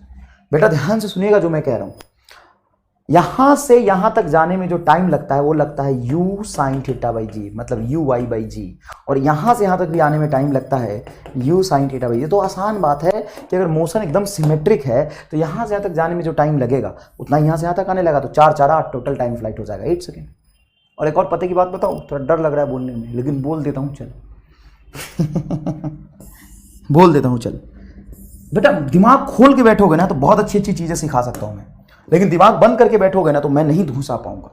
देखो, मैक्सिमम हाइट पे वर्टिकल वेलोसिटी हो गया 0, ठीक है। उसके बाद यहां पे मान लो टाइम 0 हो रहा है, उसके बाद 1 सेकंड में पार्टिकल कहीं यहां आया, हाँ सर यहां आया, उसके तो क्या कहना चाहता हूं मैं? ये कहना चाहता हूं नीचे 5 मीटर ही चलेगा, नीचे 5 मीटर, जरूरत नहीं पड़ेगी वैसे तुम्हें इतने डीप में जाने की, लेकिन ये पक्का है 5 मीटर ही चलेगा। सर आपको कैसे पता 5 मीटर चलेगा? देखो बेटा, वाई एक्सिस के मोशन को और एक्स एक्सिस के मोशन को अलग करके देखो। तो इनिशियल वेलोसिटी वाई के लॉन्ग बताओ 0, एंड वाई का एक्सीलरेशन बताओ g। तो 1 सेकेंड में नीचे कितना गया है यहां से, वो तो 5 मीटर होगा ना। एस वाई बराबर u t plus half a t square, निकाल लो यहां से 5 मीटर आएगा। सर 2 सेकेंड में मान लो पार्टिकल यहां है, तो पार्टिकल 2 सेकेंड में ये टोटल 20 मीटर चलेगा, हाँ। और 3 सेकेंड में मान लो पार्टिकल यहाँ है तो टोटल 45 मीटर चलेगा, मतलब मैक्सिमम हाइट 45 मीटर आ जाएगा। लेकिन इसको इग्नोर करो, इतने डीप में जाके तुम्हें पढ़ने की जरूरत नहीं है वैसे। नेक्स्ट देखो, the time of flight of an object projected with speed 20 metre per second at an angle 30 degree with the horizontal is. ऐसे सवाल आ जाते हैं बेटा नीट में डायरेक्ट, तो ये कर लेने चाहिए। 2u sin थीटा बाई जी, बोलो बोलो 2u की वैल्यू बोलो 20 साइन 30 डिग्री, साइन 30 डिग्री बटा g की वैल्यू हो जाएगा 10 साइन 30, 1/2 से 2 कैंसिल होगा, 0 से 0 कैंसिल होगा, 2 second is your correct answer. क्या हो जाएगा बेटा? 2 second is your correct answer. At the top most point of its path projectile has acceleration of magnitude g. Projectile का एक्सेलरेशन किसी भी पॉइंट पे g ही होता है, किसी भी पॉइंट पे क्या होता है? g ही होता है। चलिए ये सवाल देखिएगा, बहुत इंपॉर्टेंट है। मान लीजिए एक पार्टिकल को u वेलोसिटी और थीटा एंगल पे हमने प्रोजेक्ट किया, तो किसी भी इंस्टेंट पे, किसी भी टाइम t पे, मान लो ये यहां पे, तो इसकी स्पीड कितनी होगी? Speed at time t। तो ईमानदारी से बताओ, क्या तुम स्पीड डायरेक्ट निकाल सकते हो इक्वेशन ऑफ मोशन यूज करके? नहीं। आप यहां पे इसके स्पीड का x कंपोनेंट, और इसके स्पीड का वाईथ कंपोनेंट निकाल सकते हैं बस। और वो तो आपने निकाला हुआ है सर, कहाँ से? तो बेटा एक्स एक्सिस में इसकी वेलोसिटी अगर initial u velocity theta angle पे था तो u cos थीटा था। हाँ सर, u cos थीटा था। तो किसी भी टाइम पे इसकी x axis velocity u cos theta ही रहेगा। और vertical velocity u sin theta minus g t, j cap और ये आई कैप। तो नेट वेलोसिटी क्या हो जाएगा? नेट वेलोसिटी ये होगा v is equal to root under magnitude निकालेंगे ना बेटा, u cos थीटा का whole square plus u sin theta minus g t का होल स्क्वायर। ये आएगा आंसर। वेलोसिटी वेक्टर किसी भी तीन टाइप पे लिखेंगे तो x का वेलोसिटी हमेशा कांस्टेंट होगा u cos theta i cap, y का वेलोसिटी हो जाएगा u sin theta minus g t j cap. बताओ फील आया कि नहीं आया? बहुत आसान है, बहुत आसान है। ठीक है सर, एक बात बताओ, अगर ये इंस्टेंट पे बीटा एंगल चल रहा है, क्योंकि लगातार इसकी इंक्लिनेशन धीरे धीरे नीचे जाएगी, मान लो बीटा एंगल पे चल रहा है ना, तो क्या मैं बीटा निकाल सकता हूँ? हाँ बेटा, एक बात बताओ, ये नेट वेलोसिटी का डायरेक्शन है। हाँ सर, ये वेलोसिटी का वाई कंपोनेंट हो गया और ये एक्स कंपोनेंट हो गया। तो आप ऐसे लिख सकते हो ना, tan beta is equal to vertical velocity u sin theta minus g t divided by horizontal velocity u cos theta. तो किसी भी t टाइम पे ऑब्जेक्ट एक्स एक्सिस से कितना एंगल बना रहा होगा वो निकाल सकते हो। ये बीटा क्या है? Angle made by velocity at time T, और जिधर ऑब्जेक्ट का वेलोसिटी उधर ही ऑब्जेक्ट चल रहा होता है at time t. Net velocity t time पे एक्स एक्सिस से जितना एंगल बनाएगा वो है, बहुत सिंपल है, जितना एंगल बनाएगा वो है, इसमें कोई खास बात है ही नहीं। अच्छा एक मिनट, ये यू एक्स है, हाँ ये क्या है? ये क्या है? U y. इसको यहाँ पे शिफ्ट कर सकते हो, ये यू वाई हो जाएगा। हाँ, और ये नेट वेलोसिटी तुम्हारा यू था, तो यहाँ पे tan थीटा को क्या लिख सकते हो? tan थीटा हो जाएगा vertical velocity by horizontal velocity u y by u x. मतलब t इज इक्वल टू 0 पे जो vertical velocity by horizontal velocity का डिवीजन होगा, रेशियो होगा, वही tan थीटा होगा। और जहाँ पे थीटा क्या है? Angle of projection. तो कई बार तुम्हें एंगल ऑफ प्रोजेक्शन पूछ लिया जाता है। कई बार क्या पूछ लिया जाता है? Angle of projection. जैसे आईटी में एक सवाल पूछा था, मैं आपसे कर देता हूँ। Object is projected with velocity v is equal to 30 i cap plus 40 j cap. t is equal to 0 है ना, ये प्रोजेक्ट किया है। Object is projected with velocity 30 i cap plus 40 j cap. Then find angle of projection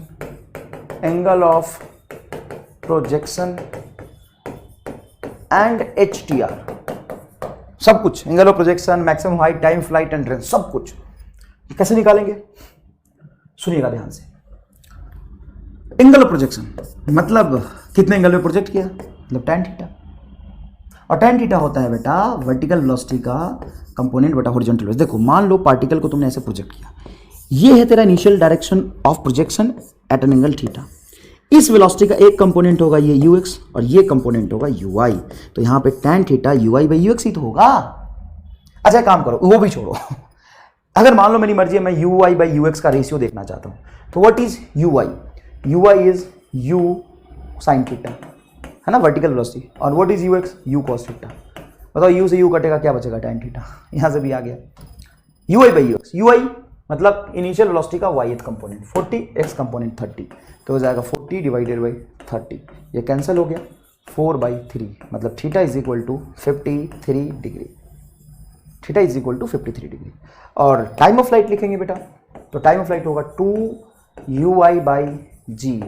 2uy बताइए, uy 40 है, 40 divided जी की value 10, 0 से 0 cancel होगा, 8 मिनट, सॉरी 8 सेकेंड।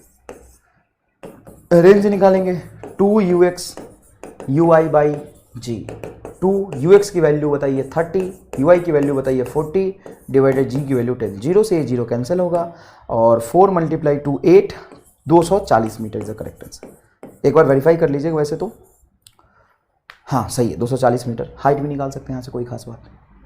समझ आया बहुत अच्छे से। नेक्स्ट देखिए, at what angle of elevation should a projectile be projected with velocity 20 metre per second so that reach a maximum height of 10 metre. मतलब ऑब्जेक्ट का मैक्सिमम हाइट बता दिया और एंगल ऑफ प्रोजेक्शन पूछा है। तो मैक्सिमम हाइट का formula होता है इनिशियल वेलोसिटी का whole square sine square theta divided by 2g, that's it. यहां से आप निकाल लेंगे थीटा आई थिंक 45 आ जाना चाहिए, कोई खास बात है, थीटा 45 आ जाना चाहिए। नेक्स्ट देखिएगा बेटा, हाँ, two object are thrown up at an angle 45 degree and 60 degree. दो ऑब्जेक्ट को 45 डिग्री एंड 60 डिग्री प्रोजेक्ट किया रिस्पेक्टिवली विथ द हॉरिजॉन्टल से एंगल लिया है 45 degree 60 degree. If both object attain same vertical height, दोनों ने वर्टिकल हाइट सेम अटेन किया है, then the ratio of magnitude of velocity with which these are projected. खूब सारे ऐसे सवाल पूछते, खूब सारे।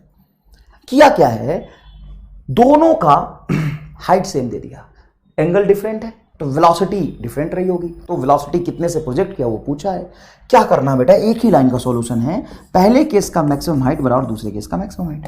पहले केस के मैक्सिमम हाइट का फॉर्मूला हो जाएगा, पहले केस में वेलोसिटी मान लो कुछ u1 है तो u1 का whole square sine square theta 1 बटा 2g is equal to u2 का whole square sine square theta 2 बटा 2g। You square by 2g तो होता है, 2g दोनों में कॉमन है, कट कैंसिल हो जाएगा। बेटा हमें u1 बाई u2 का रेशियो पूछा है, तो देखो ध्यान से, u1 बाई u2 का होल स्क्वायर, मैं u2 को नीचे ले गया, is equal to sine theta 2 divided by sine theta 1। देखो दोनों तरफ स्क्वायर है, इधर भी स्क्वायर है, तो इस स्क्वायर को इधर लाओगे तो रूट बनेगा, रूट से स्क्वायर कैंसिल हो जाएगा। तो सिंपल बात है, u1 बाई u2 जो बनेगा साइन थीटा 2 मतलब 60, sine 60 degree divided by sine 45 degree. Sine 60 degree होता है बेटा √3/2 एंड साइन 45 डिग्री होगा 1/√2। √2 से 2 कैंसिल होगा, √2 बचेगा, तो आंसर हो जाएगा √3/√2। √3/√2 D is the correct answer. समझ आया? एक क्वेश्चन और देखिए, for an object projected from ground with speed u, horizontal range is 2 times of its maximum height. Wait, ये सवाल थोड़ा सा अलग हो गया, ये मैं कराऊंगा आपको, इनफैक्ट ये मैंने बाद में भी लिखा है सर, चलो कोई दिक्कत नहीं, ये करते हैं। The range of a projectile when fired eight 75 degree with the horizontal is इतना। रेंज ऑफ अ प्रोजेक्टाइल, एक प्रोजेक्टाइल का range 75 degree angle of projection से प्रोजेक्ट करने पर 0.5 किलोमीटर है। What will be it's range when fired eight 45 degree with the same speed. उसी speed से अगर मैं 45 पे प्रोजेक्ट करूं तो उसका रेंज क्या होगा। सुनो बेटा, पहले केस में रेंज r1 बराबर सेम u से मान लो प्रोजेक्ट किया तो u स्क्वायर साइन 2 थीटा है ना, 75 पे प्रोजेक्ट किया है तो 2 इंटू 75 डिवाइडेड बाई 2g, यही फॉर्मूला होता है। अब ऐसा मत करो कि यहां से स्पीड निकालो, रामलाल टाइप सॉल्यूशन नहीं करना, इस तरह के सवाल को सॉल्व करने का तरीका सीखो। r1 बराबर u square sine 2 theta by g आता है, 2g भी नहीं आता, सिंपल g आता है, ये हो गया रेंज का फॉर्मूला। दूसरे केस में रेंज r2 सेम स्पीड से प्रोजेक्ट किया तो u स्क्वायर, एंगल है दूसरे केस में 45 डिग्री तो 2 into 45 degree divided by g। u square g से u स्क्वायर g कैंसिल हो गया, ये 0.5 था, रख दो 0.5 divided by r2 is equal to sine 150 degree. 90 से 60 आ गए तो 90 से 60 पीछे 30, साइन 30 और साइन 150 डिग्री वैल्यू सेम होता है। साइन 30 मतलब 1/2, ये हो जाएगा 1/2, और ये हो गया sine 45 multiply to 90, sine 90 is 1, तो 2 इधर चला जाएगा, तो r2 इज इक्वल टू आ गया 1, जो भी है किलोमीटर है तो 1 kilometre is the correct answer. B is your correct answer, 1 kilometre is your correct answer. Feel आया कि नहीं है? बहुत आसान है। नेक्स्ट देखिएगा, in the graph shown in a figure which quantity associated with a projectile motion is plotted along y axis। मतलब y axis पे प्रोजेक्टाइल मोशन का कौन सा फिजिकल क्वांटिटी इन 4 ऑप्शन में से मैंने प्लॉट किया है ताकि उसका टाइम के साथ वेरिएशन नहीं हो रहा। मतलब देखो एक्स एक्सिस पे टाइम रख रहा, टाइम बढ़ रहा लेकिन ये चीज बढ़ी नहीं रही, कांस्टेंट है। ऐसा क्या हो सकता है? ऐसा क्या हो सकता है? क्या प्रोजेक्टाइल मोशन में काइनेटिक एनर्जी वेरी नहीं करता है? देखो एक्स एक्सिस की वेलोसिटी कांस्टेंट लेकिन वाई की वेलोसिटी बदल रही, तो नेट तो कब चेंज हो ही जाएगा ना। मोमेंटम बदलता है, नेट वेलोसिटी वेक्टर चेंज हो रहा और डायरेक्शन भी चेंज हो रहा। Horizontal velocity, yes, horizontal velocity u cos theta हमेशा रहता है। दुनिया जहान कुछ भी हो जाए, एक्स एक्सिस की तरफ जो वेलोसिटी वो चेंज होता ही नहीं। तो third option is the correct answer. Projectile motion में 2 चीजें हमेशा कांस्टेंट रहती है, एक्स एक्सिस वाली वेलोसिटी और वाई एक्सिस में एक्सेलरेशन, और वाई एक्सिस में एक्सेलरेशन है g, इसलिए y की वेलोसिटी चेंज होती है, x की वेलोसिटी चेंज नहीं होती है। ये सवाल फिर से क्यों आ गया, मैं करा दूंगा ना, रुक जाना यार।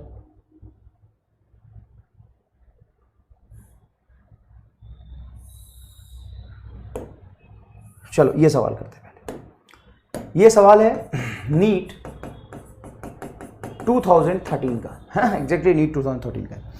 The velocity of a projectile at the initial point A is 2i cap plus 3j cap. मतलब इनिशियल पॉइंट पे जो वेलोसिटी है उसका x component 2i cap plus y8 component है 3j cap metre per second. It's velocity at a point B is, B point पे इसकी velocity क्या होगी बताइए। तो बेटा ध्यान से देखिए, बी पॉइंट पे जब आप वेलोसिटी निकालेंगे तो आपको बोला है मैंने कि x एक्सिस वाला वेलोसिटी तो कभी चेंज होगा नहीं, ये x एक्सिस में 2i कैप से जाता हुआ दिखाई देगा, और y8 वाली वेलोसिटी उतनी रह जाती है, बस डायरेक्शन चेंज हो जाता है, तो -3j कैप। तो नेट वेलोसिटी होगा 2i cap minus 3j cap, 2i cap minus 3j cap, 2i cap minus 3j cap. B is your correct answer, B is your correct answer, बहुत आसान है, B is your correct answer. Next, relation between horizontal range and maximum height. Maximum height और horizontal range में क्या relation होता है बेटा? एक बात बताइए, जो आपका हाइट है वो क्या होता है? सर वो होता है ui का होल स्क्वायर बटा 2g। अच्छा, जो रेंज है वो क्या होता है? सर रेंज होता है 2ux ui बाई जी। आप चाहें तो इसको साइन और कॉस के टर्म्स में लिखे, कोई दिक्कत नहीं है ना। आप ऐसे भी लिख सकते हैं, ui का मतलब u साइन थीटा ही होता है। अच्छा सर ठीक है, फिर देखें कि g से g कैंसिल हो जाएगा आपका, हाँ डिवाइड कर दिया दोनों को, और ui और ये ui का होल स्क्वायर कैंसिल होकर यहाँ पे ui बचेगा। तो जब आप h बाई आर लिखेंगे, h by R is equal to, ये बचा ui, यस सर ये बचा ui बटा ये 2 नीचे आ जाएगा, 2 पहले से था, ये बचेगा 4 और ये हो गया ux। एक बात बताइए, ui बाई ux क्या होगा? ui बाई ux क्या होगा? सर पता नहीं क्या होगा। अबे tan थीटा। सर नहीं आ रहा समझ, कोई बात नहीं। ui क्या है? Sir initial velocity along y axis u sin theta, और ux क्या है? Initial velocity along x axis u cos theta. तो बेटा जब ये वैल्यू यहाँ पे पुट करोगे तो ये tan थीटा ही तो आएगा। हाँ सर tan थीटा, तो tan थीटा बाई 4। r को भी उधर ले जाओ, तो याद रखना h is equal to r tan theta by 4, h is equal to r tan theta by 4।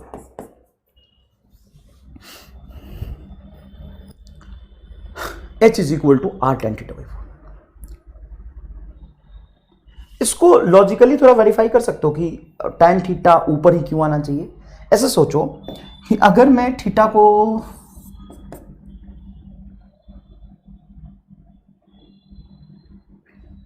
Zero रखता हूं, तो थीटा जीरो रखने पे मतलब ऐसे फेंक दिया सीधा, तो सीधा फेंक दोगे तो सर हाइट ऊपर जाएगा ही नहीं, ऊपर जाएगा ही नहीं तो हाइट मिलेगा नहीं, हाइट जीरो होना चाहिए। तो देखो थीटा जीरो रखने पे tan जीरो जीरो आता है, थीटा जीरो रखने पे tan जीरो जीरो आता है। वैसे तो ये हमने ड्राइव करके लाया। तो सर h और r का फॉर्मूला में पता है, अगर कोई सवाल आएगा तो हम डायरेक्ट कर लेंगे ना, हाँ डायरेक्ट कर लेंगे, लेकिन अगर ये आपको याद है तो कोई बुराई नहीं, शॉर्ट नोट्स में आप इसको लिख सकते हैं। h is equal to r tan theta by 4। और देखिए इस पे कई सारे सवाल डायरेक्ट पूछे गए हैं। The velocity at the maximum height of a projectile, ये दूसरा सवाल हो गया यार। एक मिनट कराता हूँ, एक दूसरा सवाल हो गया ये, थोड़ा सा वेट। ये देखो, for an object projected from ground with speed u, horizontal range is 2 times of maximum height. Object को u से प्रोजेक्ट किया, लिखा है range is 2 times of maximum height, range is 2 times of maximum height. देखो range is 2 times of maximum height attained by it. एक relation height और range में दे दिया, then the horizontal range of the object will be. तो horizontal range object का क्या होगा? ये बढ़िया सवाल है, ये बढ़िया सवाल। अब से सवाल में क्या दिया है कि एंगल ऑफ प्रोजेक्शन नहीं बताया, यू बता दिया लेकिन एंगल ऑफ प्रोजेक्शन नहीं बता दिया। Object is projected from ground with speed you, object is projected from ground with speed you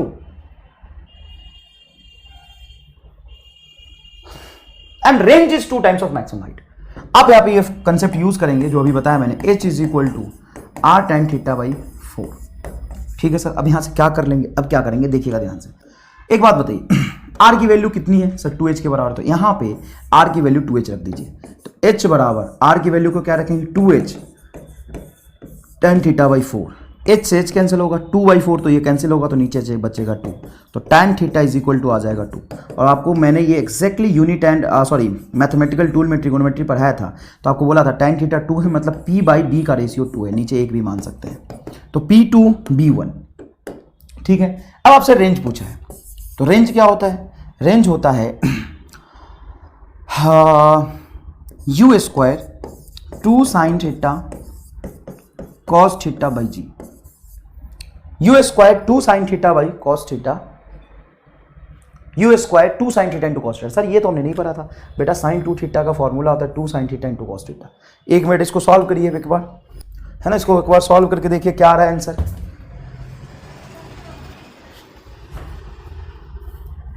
है ना बेटा। तो यहां से sin थीटा और cos थीटा की वैल्यू हमें निकालनी पड़ेगी, तो कैसे निकालेंगे? याद कर देखिए, ये ट्रिगोनोमेट्री में एग्जैक्टली मैंने ये पढ़ाया था आपको कि tan थीटा अगर 2 है, देखिए यहां से tan थीटा 2 आ रहा है कि नहीं आ रहा? हाँ सर, tan थीटा यहां से क्या आ रहा है? 2 आ रहा है।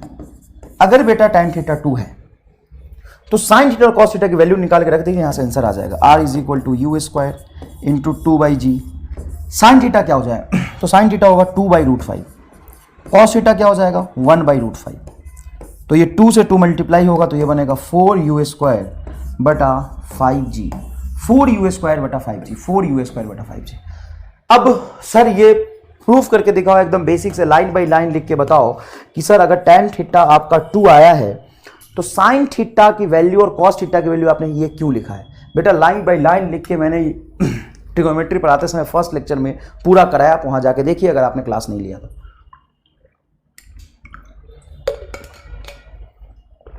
समझ में आया कि नहीं है? क्लास नहीं लिया तो वहां जाके देखिए। चलिए नेक्स्ट देखिए, velocity at the maximum height of a projection is, velocity at the maximum height of projection, maximum height of projection में तो velocity 0 होती है? नहीं बेटा, maximum height पे velocity vertical डायरेक्शन में 0 होता है, horizontal डायरेक्शन में u cos थीटा होता है। मैक्सिमम हाइट पे velocity horizontal डायरेक्शन में u cos थीटा होता है। अच्छा, अगर horizontal डायरेक्शन में velocity u cos थीटा है तो क्या कह रहा? Velocity at the maximum height of a projectile is √3/2 times of initial velocity of projection u। मतलब इनिशियल वेलोसिटी ऑफ प्रोजेक्शन अगर u है तो इसका √3/2 टाइम्स है मैक्सिमम हाइट पे वेलोसिटी। अगर आप u से प्रोजेक्ट कर रहे हो थीटा एंगल पे तो मैक्सिमम हाइट पे वर्टिकल वेलोसिटी 0 हो जाता है, लेकिन हॉरिजॉन्टल इतना रहता है। तो मैक्सिमम हाइट पे वेलोसिटी है u cos theta, the velocity at the maximum height u cos theta और projectile is √3/2 times of its initial velocity of projection u। ये कह रहा है कहानी। सवाल को पढ़ के पहले ये कंसेप्ट समझिए। A velocity at the maximum height of a projectile is √3/2 times of initial velocity of projection u। Initial velocity of projection u का √3/2 टाइम्स है फाइनल हाइट पे, मतलब मैक्सिमम हाइट पे वेलोसिटी, तो u से u कैंसिल होगा। cos theta हो गया बेटा √3/2, तो थीटा हो जाएगा आपका 30 डिग्री, 30 डिग्री पे √3/2 होता है। तो पूछा है कि रेंज बताइए क्या होगा, तो रेंज होता है बेटा R is equal to U² sin 2 theta by g, तो ये हो जाएगा U² by ji. 30 degree put करेंगे तो sin 2 मल्टीप्लाई 30, ये हो जाएगा sin 60 डिग्री।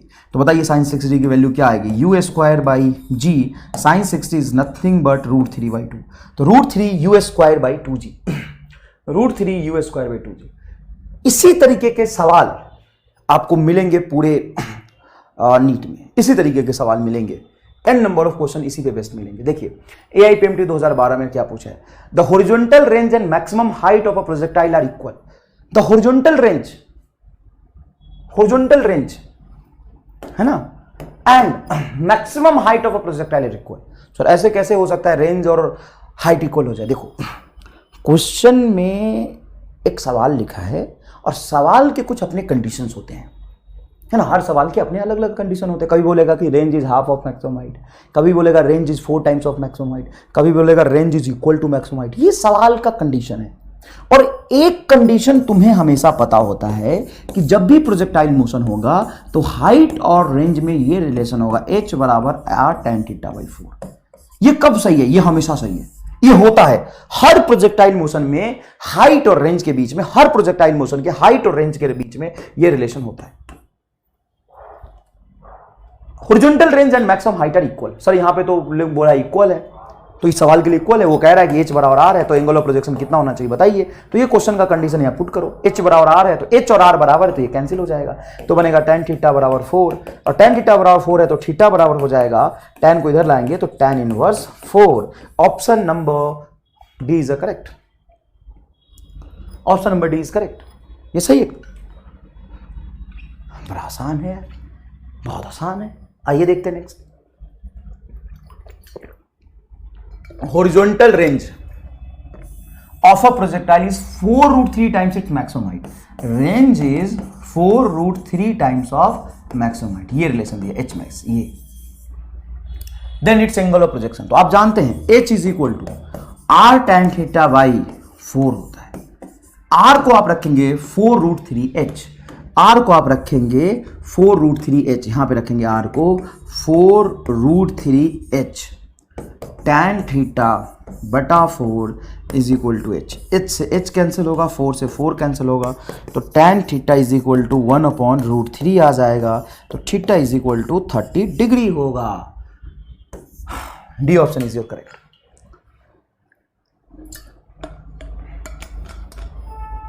बताइए एकदम जोरदार फील आया कि नहीं है? कितने एफोर्टलेस मतलब कितने आसानी से सवाल सॉल्व हो रहे हैं, कितने आसानी से सवाल सॉल्व हो रहे हैं। देखिए speed of an object when object is moving at an angle alpha from horizontal direction, if it was projected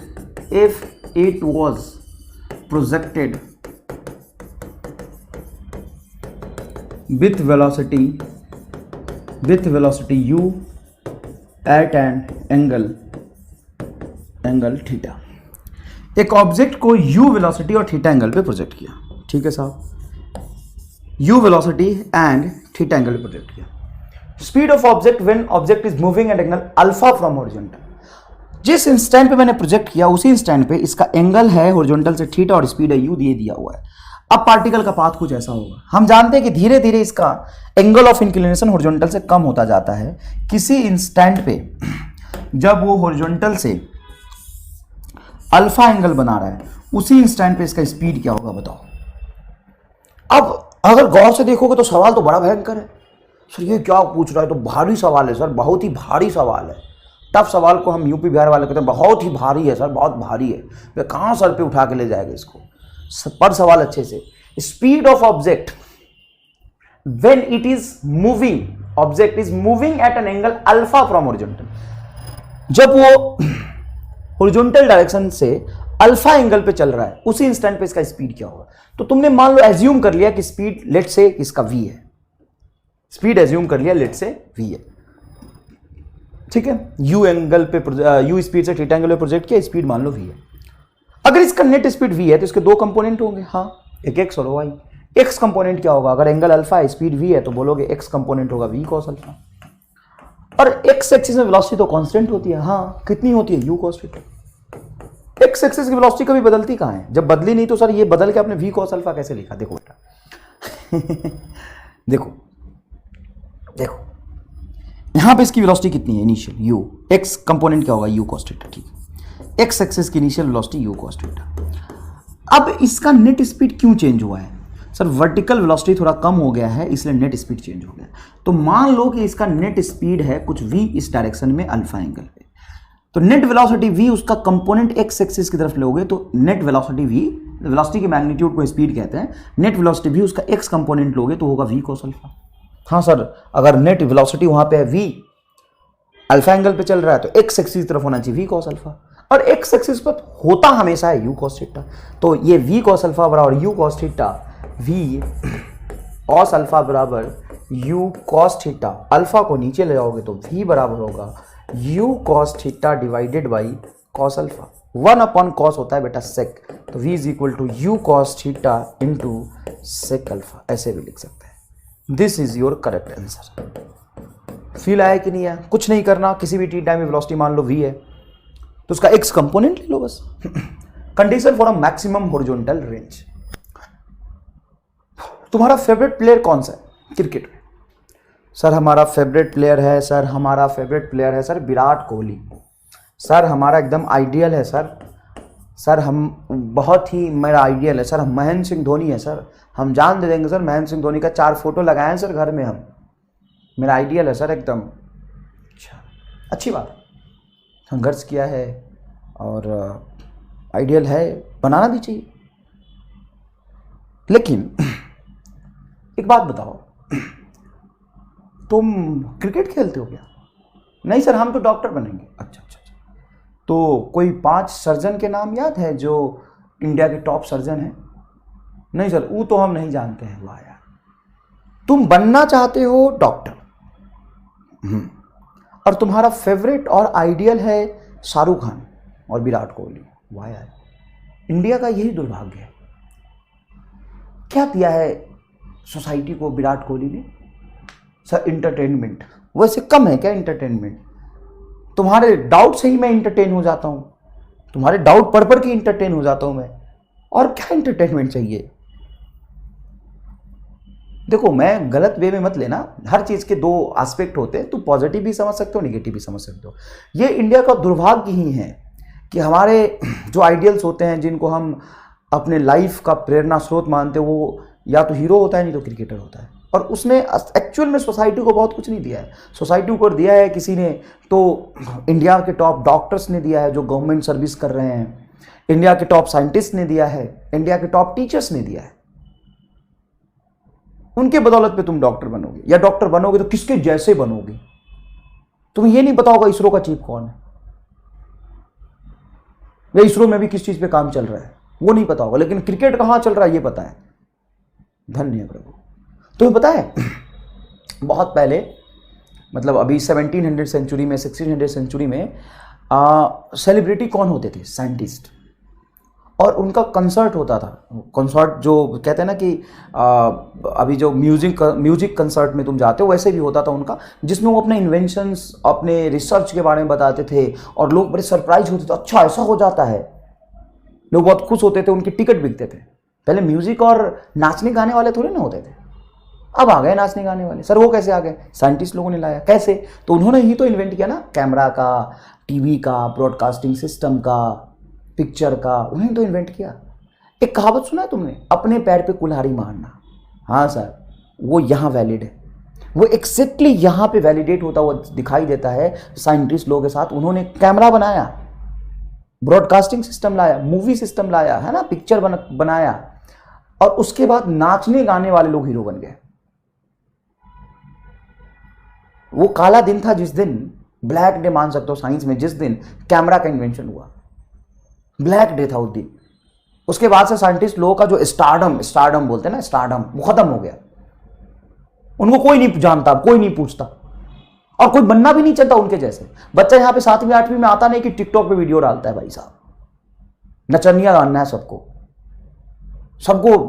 गाना गाना है, टिकटॉक पे वीडियो डालना है। कहां जा रहा है ऐसे नस्ल, पता नहीं क्या होगा देश दुनिया का। क्यों कर रहे हो तैयारी, क्यों कर रहे हो डॉक्टर का? तुम्हें 5 टॉप डॉक्टर सर्जन के नाम नहीं पता है, लेकिन तुम्हें डॉक्टर बनना है।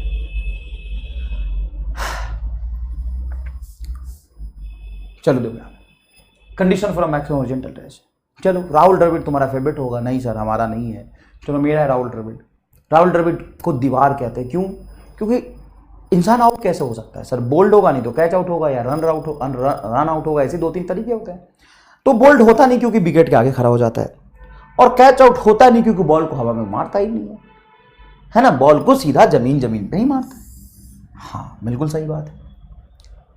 अगर तुम देखो कि इधर विराट कोहली मान लो यहाँ पे बैटिंग कर रहा, बॉल को उसने 15 डिग्री पे हिट किया, तो बॉल गया 1 बाउंस 4, है ना, बाउंड्री मान लो कहीं यहाँ पे 1 बाउंस 4।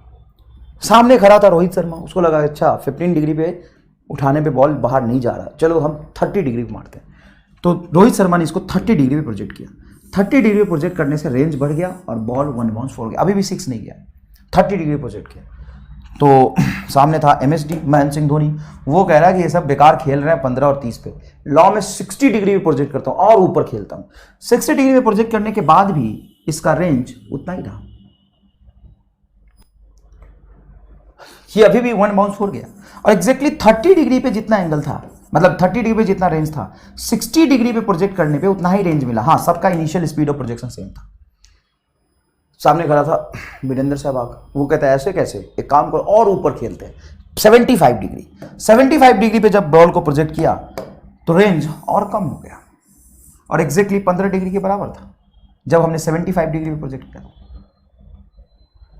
फिर वीरेंद्र सहवाग बोला कि ऐसे नहीं जा रहा, इसको और ऊपर मारो। 90 डिग्री पे मार दिया साहब।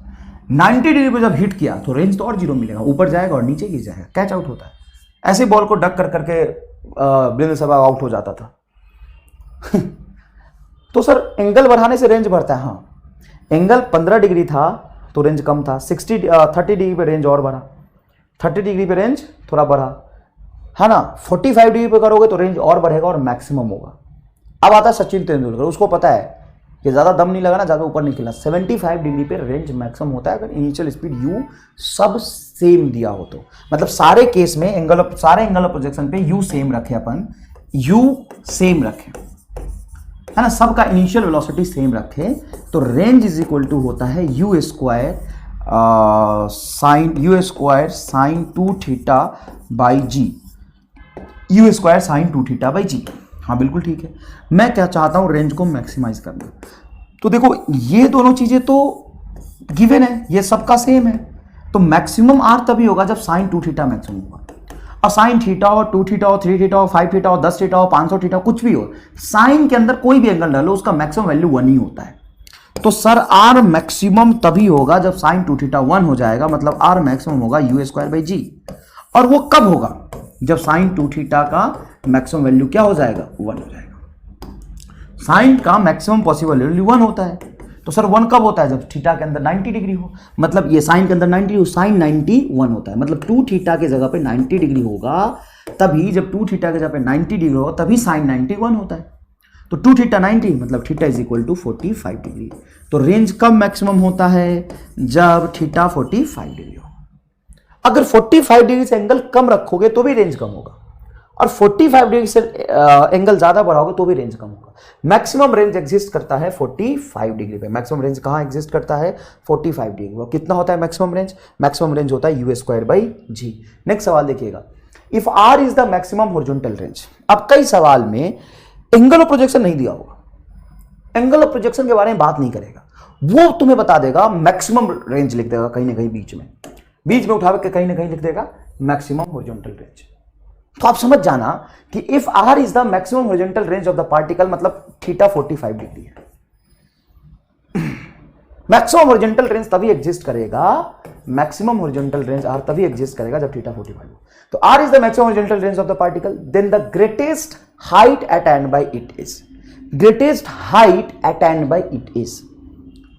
तो सर मैक्सिमम रेंज आर है तो हाइट का फॉर्मूला लिखो, नहीं, मैंने आपको h बराबर आर टैन थीटा बाई 4 क्यों बोला याद रखने के लिए? क्योंकि नीट में स्ट्रेट फॉरवर्ड इस पे कई सारे सवाल पूछे जाते हैं। h is equal to R tan theta by 4 मैंने प्रूफ कर दिया है। अब मैक्सिमम रेंज आर दिया हुआ है तो आर को आर रख दीजिए, और मैक्सिमम रेंज तभी एग्जिस्ट करेगा जब थीटा 45 डिग्री होगा, तो टैन 45 बटा 4 इज इक्वल टू h। तो h इज इक्वल टू बताइए क्या हो जाएगा? h इज इक्वल टू हो जाएगा आर बाई 4, क्योंकि टैन 45 1 डिग्री होता है, tan 45 1 होता है, तो r by 4 is your correct answer. इसी पे बेस्ड एक और बढ़िया सवाल, a missile is fired for maximum range. लो भैया, missile is fired for maximum range, missile को मैक्सिमम रेंज के लिए फायर किया है, तो theta 45 with an initial velocity of 20 metre per second. If g is 10 then range of the missile is जब theta 45 है तो रेंज हो जाएगा मैक्सिमम यू स्क्वायर बाई जी, है ना, क्योंकि साइन 2 थीटा और साइन 2 थीटा की मैक्सिमम वैल्यू 45 डिग्री पे 1 हो जाएगी। तो यू हो गया तुम्हारा 20 मतलब 200 बट जी की वैल्यू 10, ये कैंसिल हो जाएगा, तो 20 मीटर आ रहा है यार, u square by 2 g 20 metre, 20 metre is correct answer. एक minute I am sorry, u square हो गया 20 का होल स्क्वायर 400 जी बाई 10, ये 40 मीटर आएगा, sorry I am sorry, 40 metre is correct answer, है ना। एक कैलकुलेशन मिस्टेक क्लास लेक्चर में मैंने कर दिया था, है ना, वो मैंने जानबूझ के नहीं किया था, मेरे से हो गया था, आई एम सॉरी। वो जब मैंने एक्सीलरेशन से वेलोसिटी निकाला तो आई कैप और जे कैप आएगा, तो 2 आई कैप प्लस 1 जे कैप आया था कुछ, जिसको मैंने 2 + 1 3 लिख दिया था। ये मेरी गलती है, आप मत करिएगा, √2 का होल स्क्वायर प्लस 1 का होल स्क्वायर करिएगा। और आप सभी बच्चों ने बताया, इस बात को जान के और देख के मुझे अच्छा लगा। Next, ball is projected with speed at two different angle theta and 90 minus theta. Ball is projected with speed at two different angle theta and 90 minus theta. Then prove that range will be same on these two different angle. Ball is projected with the same speed. Ball को same speed से दो different angle पे project किया. Ball को same speed से दो different angle पे project किया.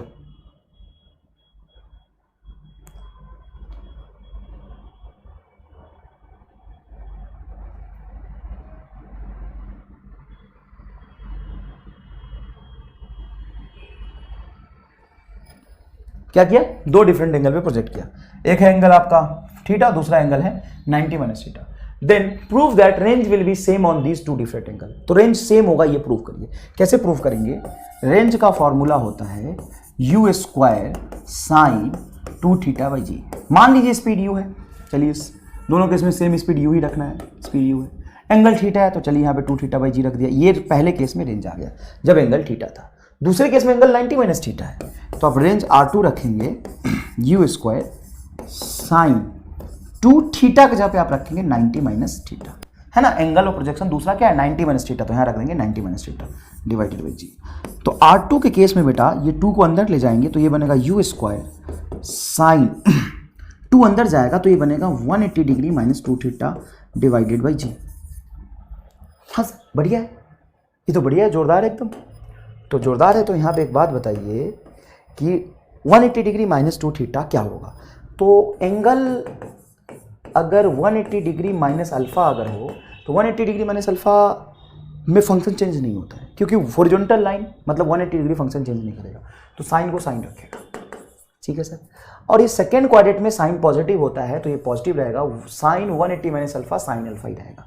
तो सर यहाँ पे sine 180 minus 2 theta sine 2 theta रहेगा. हाँ, तो ये बनेगा u square sine 2 theta by g. तो सर ये तो R1 है, u square sine 2 theta by g. हाँ ये R1 है, तो रेंज तो सेम आ गया. हाँ, तो ये तो प्रूफ करना था कि इन दोनों एंगल पे रेंज सेम होगा. कौन सा एंगल? एक एंगल है आपका थीटा और दूसरा एंगल बीटा एक एंगल है थीटा, अल्फा बोल दिया उसको, थीटा, और दूसरा है 90 माइनस थीटा. इसी को हम कॉम्प्लीमेंट्री एंगल कहते हैं. सर कॉम्प्लीमेंट्री एंगल क्यों कहते हैं? किसी भी दो डिफरेंट एंगल पे अगर रेंज सेम है, मान लो अल्फा और बीटा दो डिफरेंट एंगल पे रेंज सेम है, तो इनका अल्फा प्लस बीटा का सम 90 डिग्री होना चाहिए.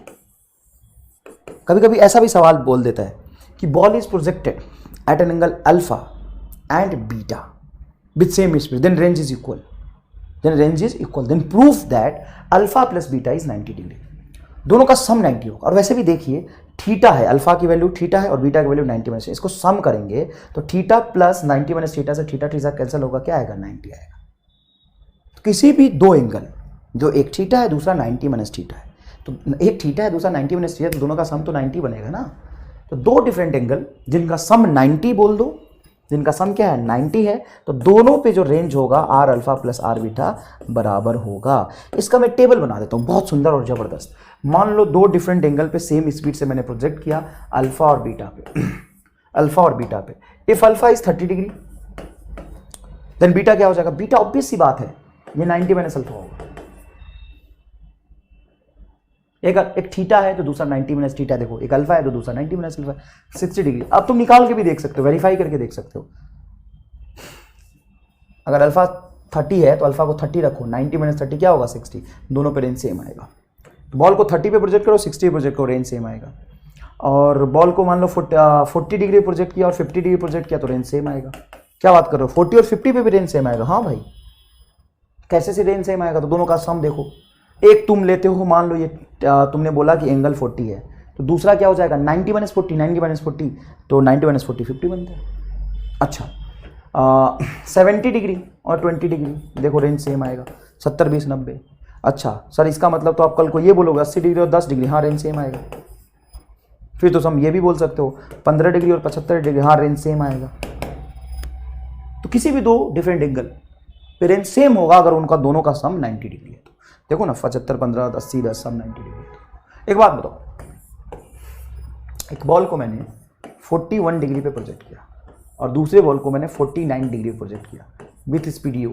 अब बताओ रेंज किस पे ज़्यादा होगा? रेंज सर दोनों पे सेम होगा। Range at 41 degree is equal to range at 49 degree. क्यों? क्योंकि 49 और plus 41 is 50।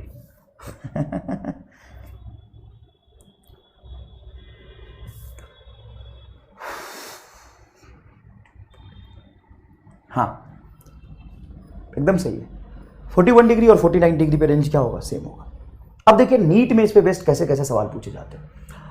To projectile of same mass, ठीक है, same mass and with same velocity are thrown at angle 60 degree and 30 degree with a horizontal, then which quantity will remain same? Maximum height ना ना ना ना, time flight ना ना ना ना, हॉरिजॉन्टल रेंज ऑफ प्रोजेक्टाइल।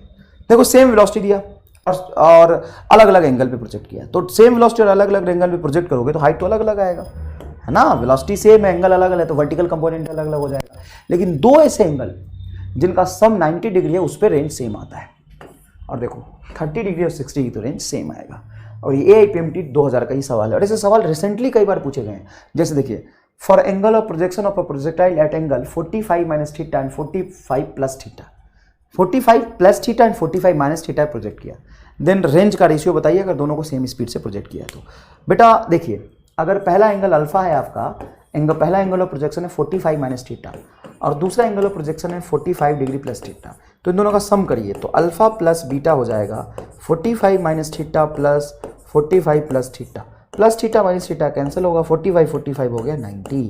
मतलब दोनों एंगल इनका और इनका सम 90 आ रहा। तो दो ऐसे एंगल जिनका सम 90 आ जाए उसको हम कॉम्प्लीमेंट्री एंगल कहते हैं, उन पे रेंज सेम होता है। अब निकाल के भी देख लो तो भी रेंज सेम आएगा, निकाल के भी देख सकते हो, है ना, रेंज सेम आएगा।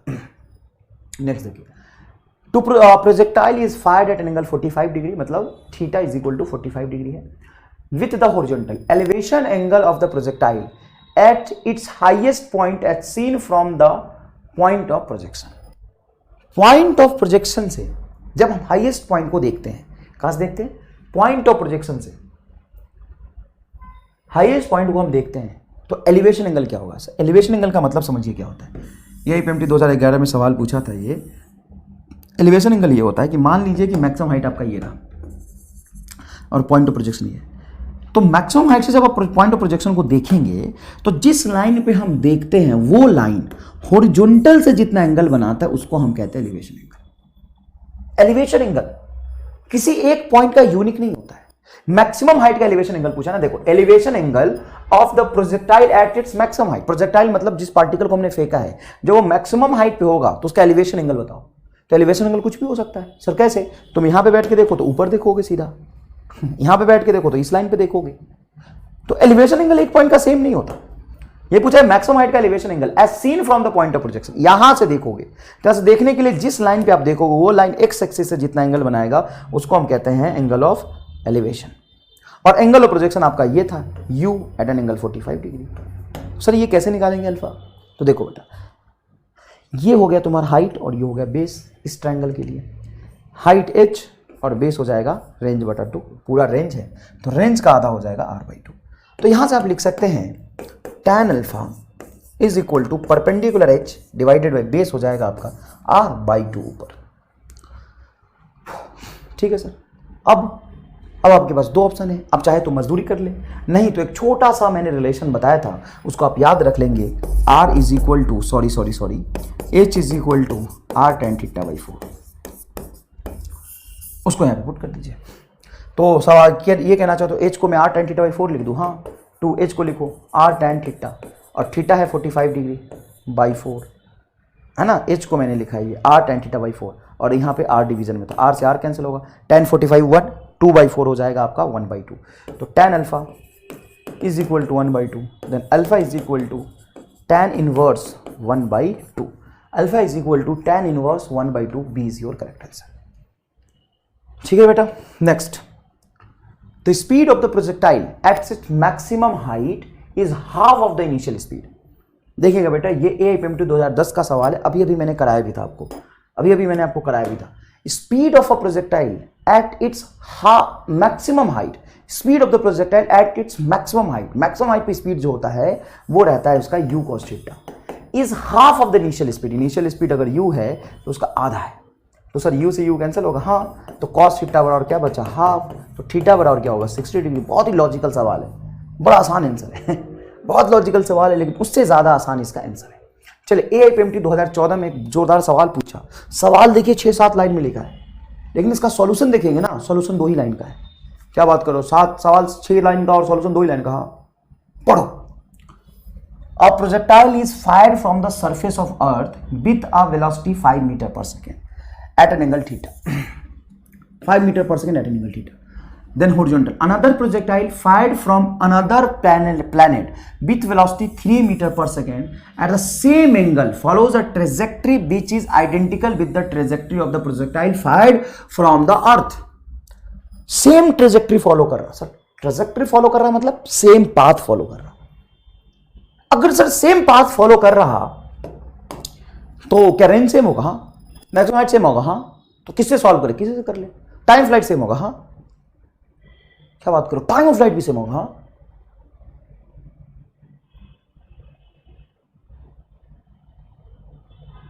नहीं, टाइम फ्लाइट सेम हो ये जरूरी नहीं है, सेम ट्रेजेक्ट्री फॉलो कर रहा है। हाँ तो टाइम फ्लाइट भी सेम होगा, सेम ट्रेजेक्ट्री फॉलो किया ना बेटा, सेम ट्रेजेक्ट्री फॉलो किया, सेम ट्रेजेक्ट्री फॉलो कर रहा, मतलब जिस रास्ते पे ये गया उसी रास्ते पे ये गया। तो हम रेंज से भी कर सकते हैं, हाँ मैक्सिमम हाइट से भी कर सकते हैं। हाँ चलिए मैक्सिमम हाइट से, किताबों में रेंज से करते हैं, मैक्सिमम हाइट से करके दिखाते हैं आपको। पहले केस के मैक्सिमम हाइट दूसरे केस के मैक्सिमम हाइट के बराबर होगा। सर अगर मैक्सिमम हाइट बराबर है तो इसका वेलोसिटी का होल स्क्वायर मतलब u1 का whole square into sine square theta 1 divided by 2g, ये होगा height, is equal to u2 का whole square sine square theta 2 divided by 2g dash. दोनों ही केस में दोनों ही केस में एंगल ऑफ प्रोजेक्शन सेम था, है ना, सेम एंगल प्रोजेक्ट किया, तो ये कैंसिल हो जाएगा। और स्पीड ऑफ प्रोजेक्शन दोनों का अलग है, ये 5 है और ये 3 है, तो ये 5 है बेटा और ये 3 है। 5 का होल स्क्वायर 25 है ना, तो ये 25 2 से 2 कैंसिल होगा बटा g इज इक्वल टू 9 बटा g डैश। तो g डैश की वैल्यू आ जाएगा बेटा, g डैश ऊपर चला जाएगा, तो 9 मल्टीप्लाई g की वैल्यू 10 या 9.8 क्योंकि 9.8 गिवन है डिवाइडेड बाई 25 है ना, तो ये आ जाएगा आपका 3.5 के आसपास। क्या हो जाएगा ये 3.5, ठीक है। सेम ट्रेजेक्ट्री फॉलो किया। अच्छा next is equation of trajectory. चलिए प्रोजेक्टाइल पाथ का अगर मैं इक्वेशन ऑफ ट्रेजेक्ट्री की बात करूं, equation of trajectory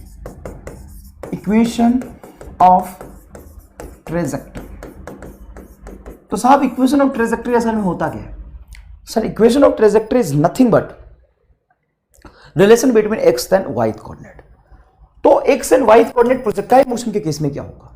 x and y coordinate projectile motion के केस में अगर ध्यान से देखें तो प्रोजेक्टाइल मोशन के केस में किसी भी इंस्टेंट पे पार्टिकल जो एक्स में डिस्प्लेसमेंट ट्रेवल करता है वो होता है x is equal to u cos theta into t, सही बात है। और वाई में जो डिस्टेंस ट्रेवल करता है किसी भी टी टाइम में होता है you sine theta minus half g t square, you sine theta minus half g t square, ठीक है साहब।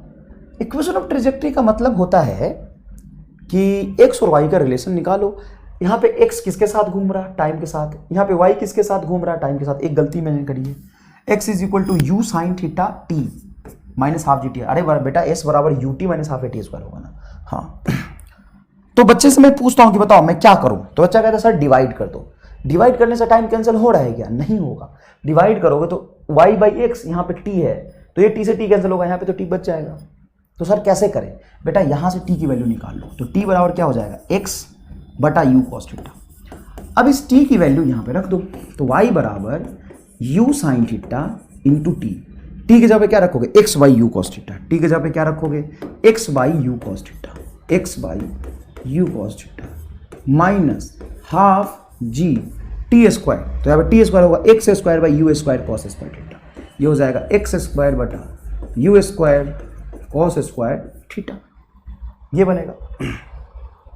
अब यहां से कुछ कैंसिल हो रहा है क्या? हाँ सर कैंसिल हो रहा है, u से u कैंसिल होगा, यहां पे कुछ भी कैंसिल नहीं हो रहा, तो y बराबर हो जाएगा x sine theta by cos theta tan theta, x tan theta minus ये बनेगा आपका जी एक्स स्क्वायर बटा 2 u square cos square theta, ठीक है।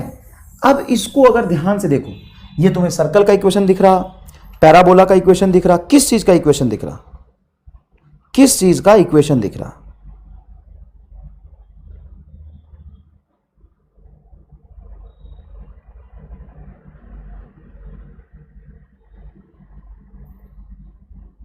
ये किस चीज़ का इक्वेशन दिख रहा हो? तो जरा ध्यान से देखेंगे तो एंगल ऑफ प्रोजेक्शन है tan थीटा तुम्हारा, ये g 2u² cos square theta constant है, इसको अगर मैं a बोल देता हूं और इसको b बोल देता हूं तो इक्वेशन दिखेगा y = ax - bx²।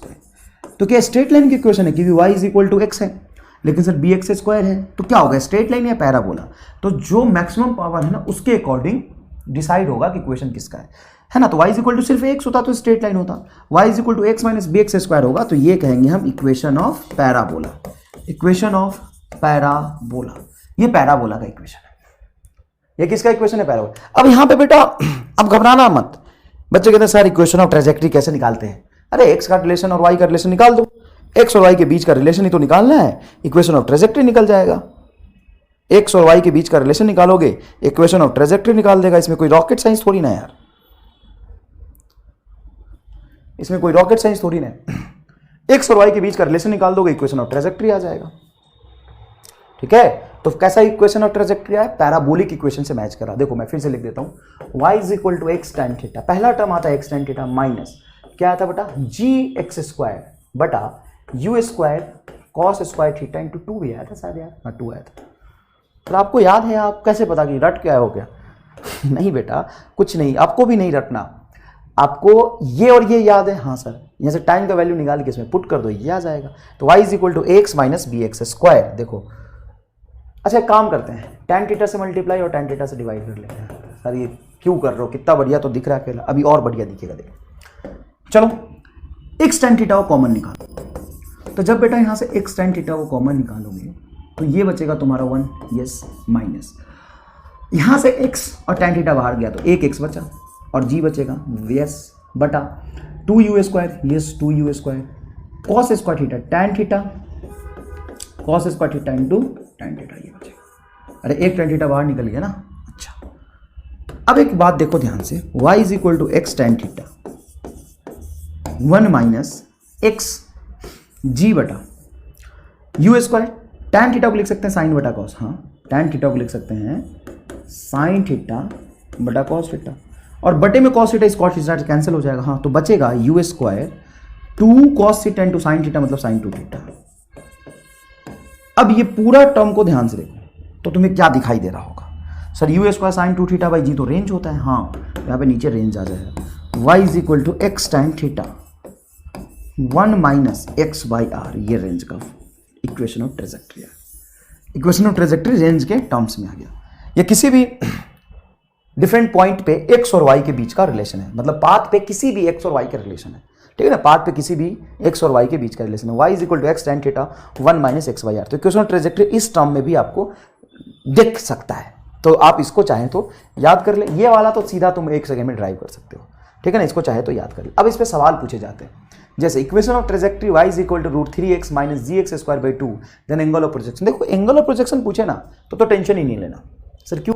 क्योंकि अगर एंगल ऑफ प्रोजेक्शन पूछ रहा तो देखो ध्यान से, y = √3x - gx² 2। हाँ सर gx² 2। अब इसको गौर से देखो। हाँ सर देख लिया गौर से, अब कितना गौर से देखें। पहला टर्म x tan थीटा आएगा, चाहे तुम किसी भी एक्सप्रेशन की बात करो, इक्वेशन ऑफ ट्रेजेक्टरी का पहला टर्म देखो कितना है x tan थीटा। पहला टर्म क्या है? देखो x tan थीटा, पहला टर्म x tan थीटा है, तो तुम सिर्फ इसी से कंपेयर कर लोगे तो ये x tan थीटा के बराबर आना चाहिए। हाँ सर ये x tan थीटा के बराबर आना चाहिए, है ना, x tan थीटा। ये क्या आना चाहिए? √3x जो है वो किसके बराबर आना चाहिए? x tan थीटा के बराबर आना चाहिए। कोई सिंप्लीफाई करने की जरूरत नहीं, तुम कॉमन निकाल के बाहर से कंपेयर करो, या तुम्हें पता है कि ये वाला टर्म x tan थीटा होता है तो x से x कैंसिल होगा, tan theta = √3, hence theta = 60 degree. तो ये इक्वेशन ऑफ ट्रेजेक्टरी देख के आपको एंगल ऑफ प्रोजेक्शन पूछेंगे तो बहुत आसानी से आप निकाल सकते हैं। कई बार इक्वेशन ऑफ ट्रेजेक्टरी बता के आपसे रेंज पूछेंगे। The equation of projectile, equation of projectile मतलब प्रोजेक्टाइल पाथ का इक्वेशन दिया है y = 16x - x² 4 then horizontal ranges. अब यहां से हॉरिजॉन्टल रेंज कैसे निकालेंगे? देखिए इक्वेशन ऑफ ट्रेजेक्टरी क्या दिया हुआ है, y = 16x - x² 4। सर यहां से रेंज कैसे निकालें? तो एक काम करिए, 16x को कॉमन ले लीजिए। जब 16x को कॉमन लेंगे तो बेटा यहां पे बचेगा माइनस यहाँ से x बाहर चला गया, 16x को कॉमन लिया, x बाहर चला गया। जब नीचे 4 एज इट इज रहेगा, यहाँ पे 16 है नहीं तो नीचे डिवाइड कर दीजिए 16 से, कॉमन निकालने इसलिए। तो ये हो जाएगा y is equal to 16x 1 minus x बटा 64।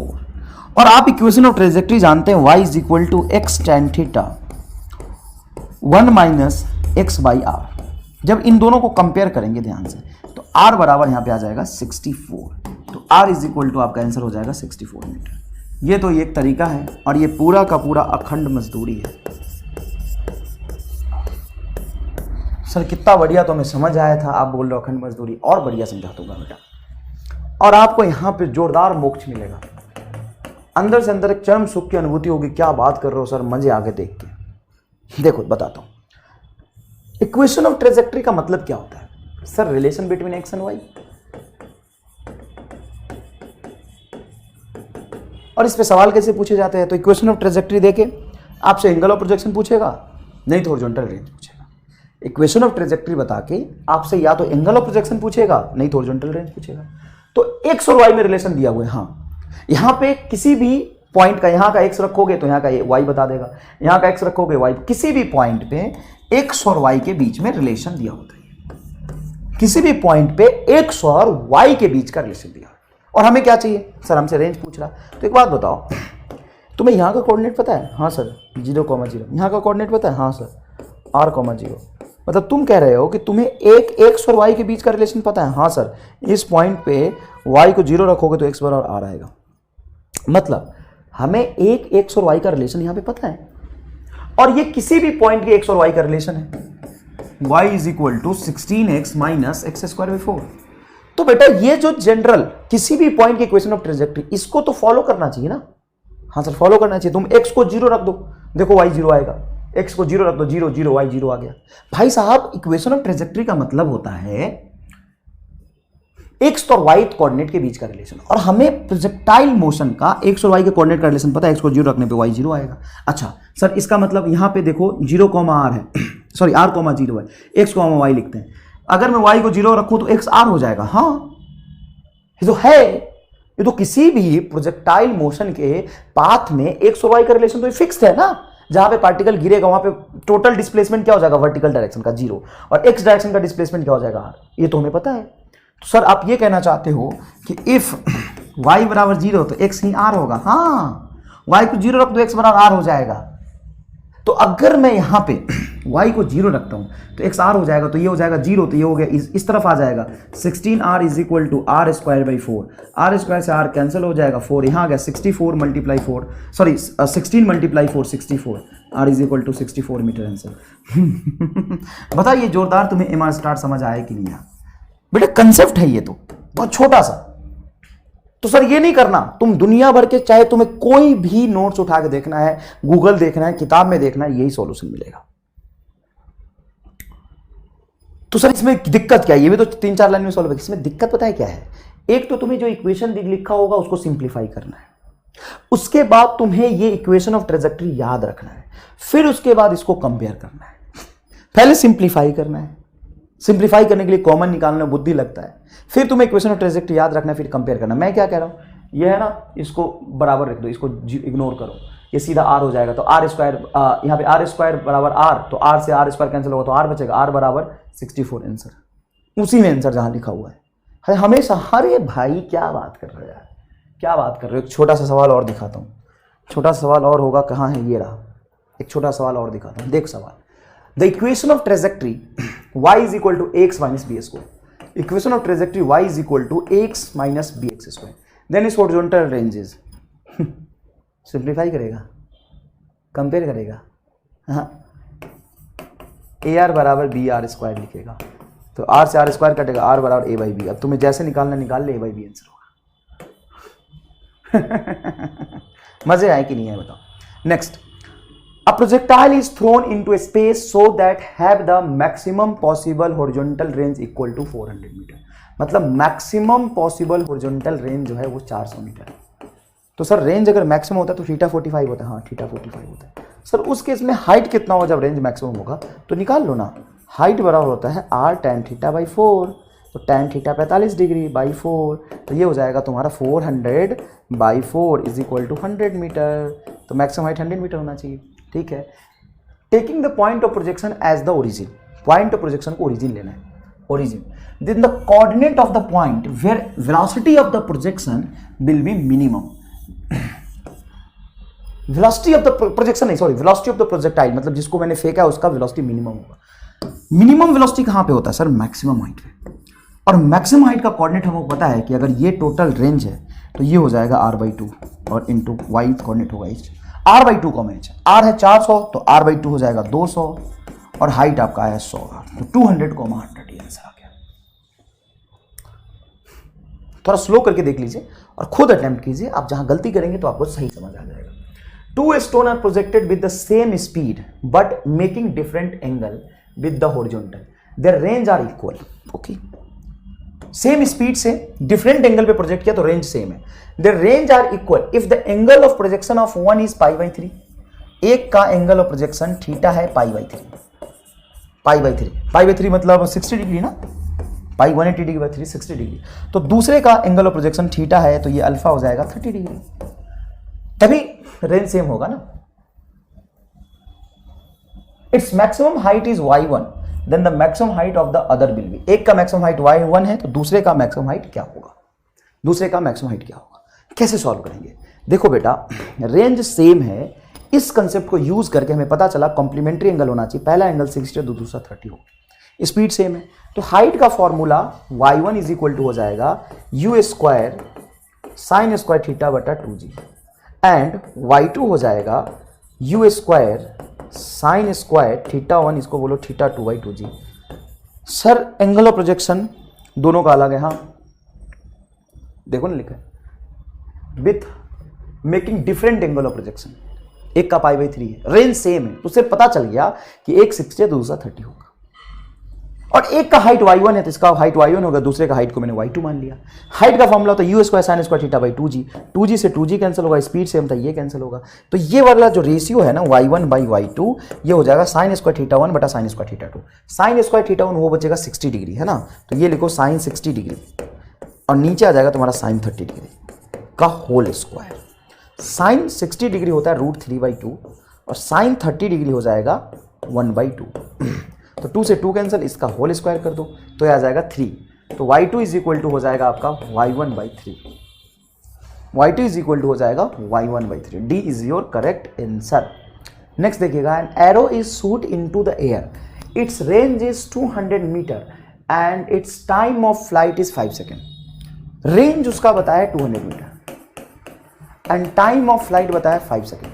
If the value of g is assumed to be 10 metre per second, ठीक है, then the horizontal component of the velocity of arrow is, arrow का वेलोसिटी नहीं पूछा है, arrow की horizontal velocity पूछा है।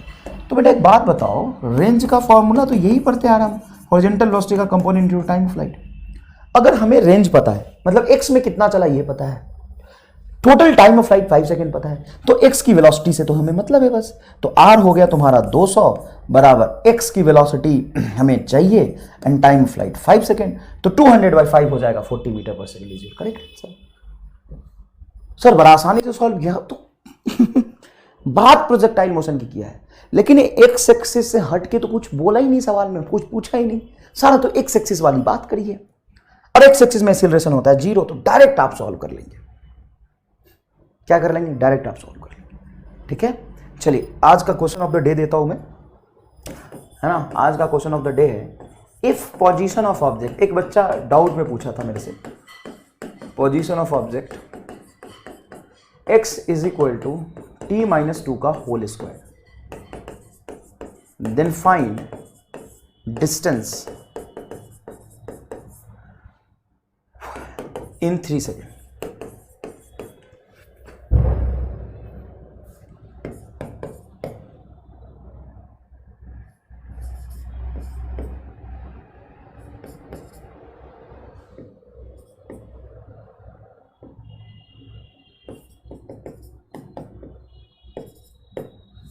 ठीक है ना, डिस्टेंस पूछा है।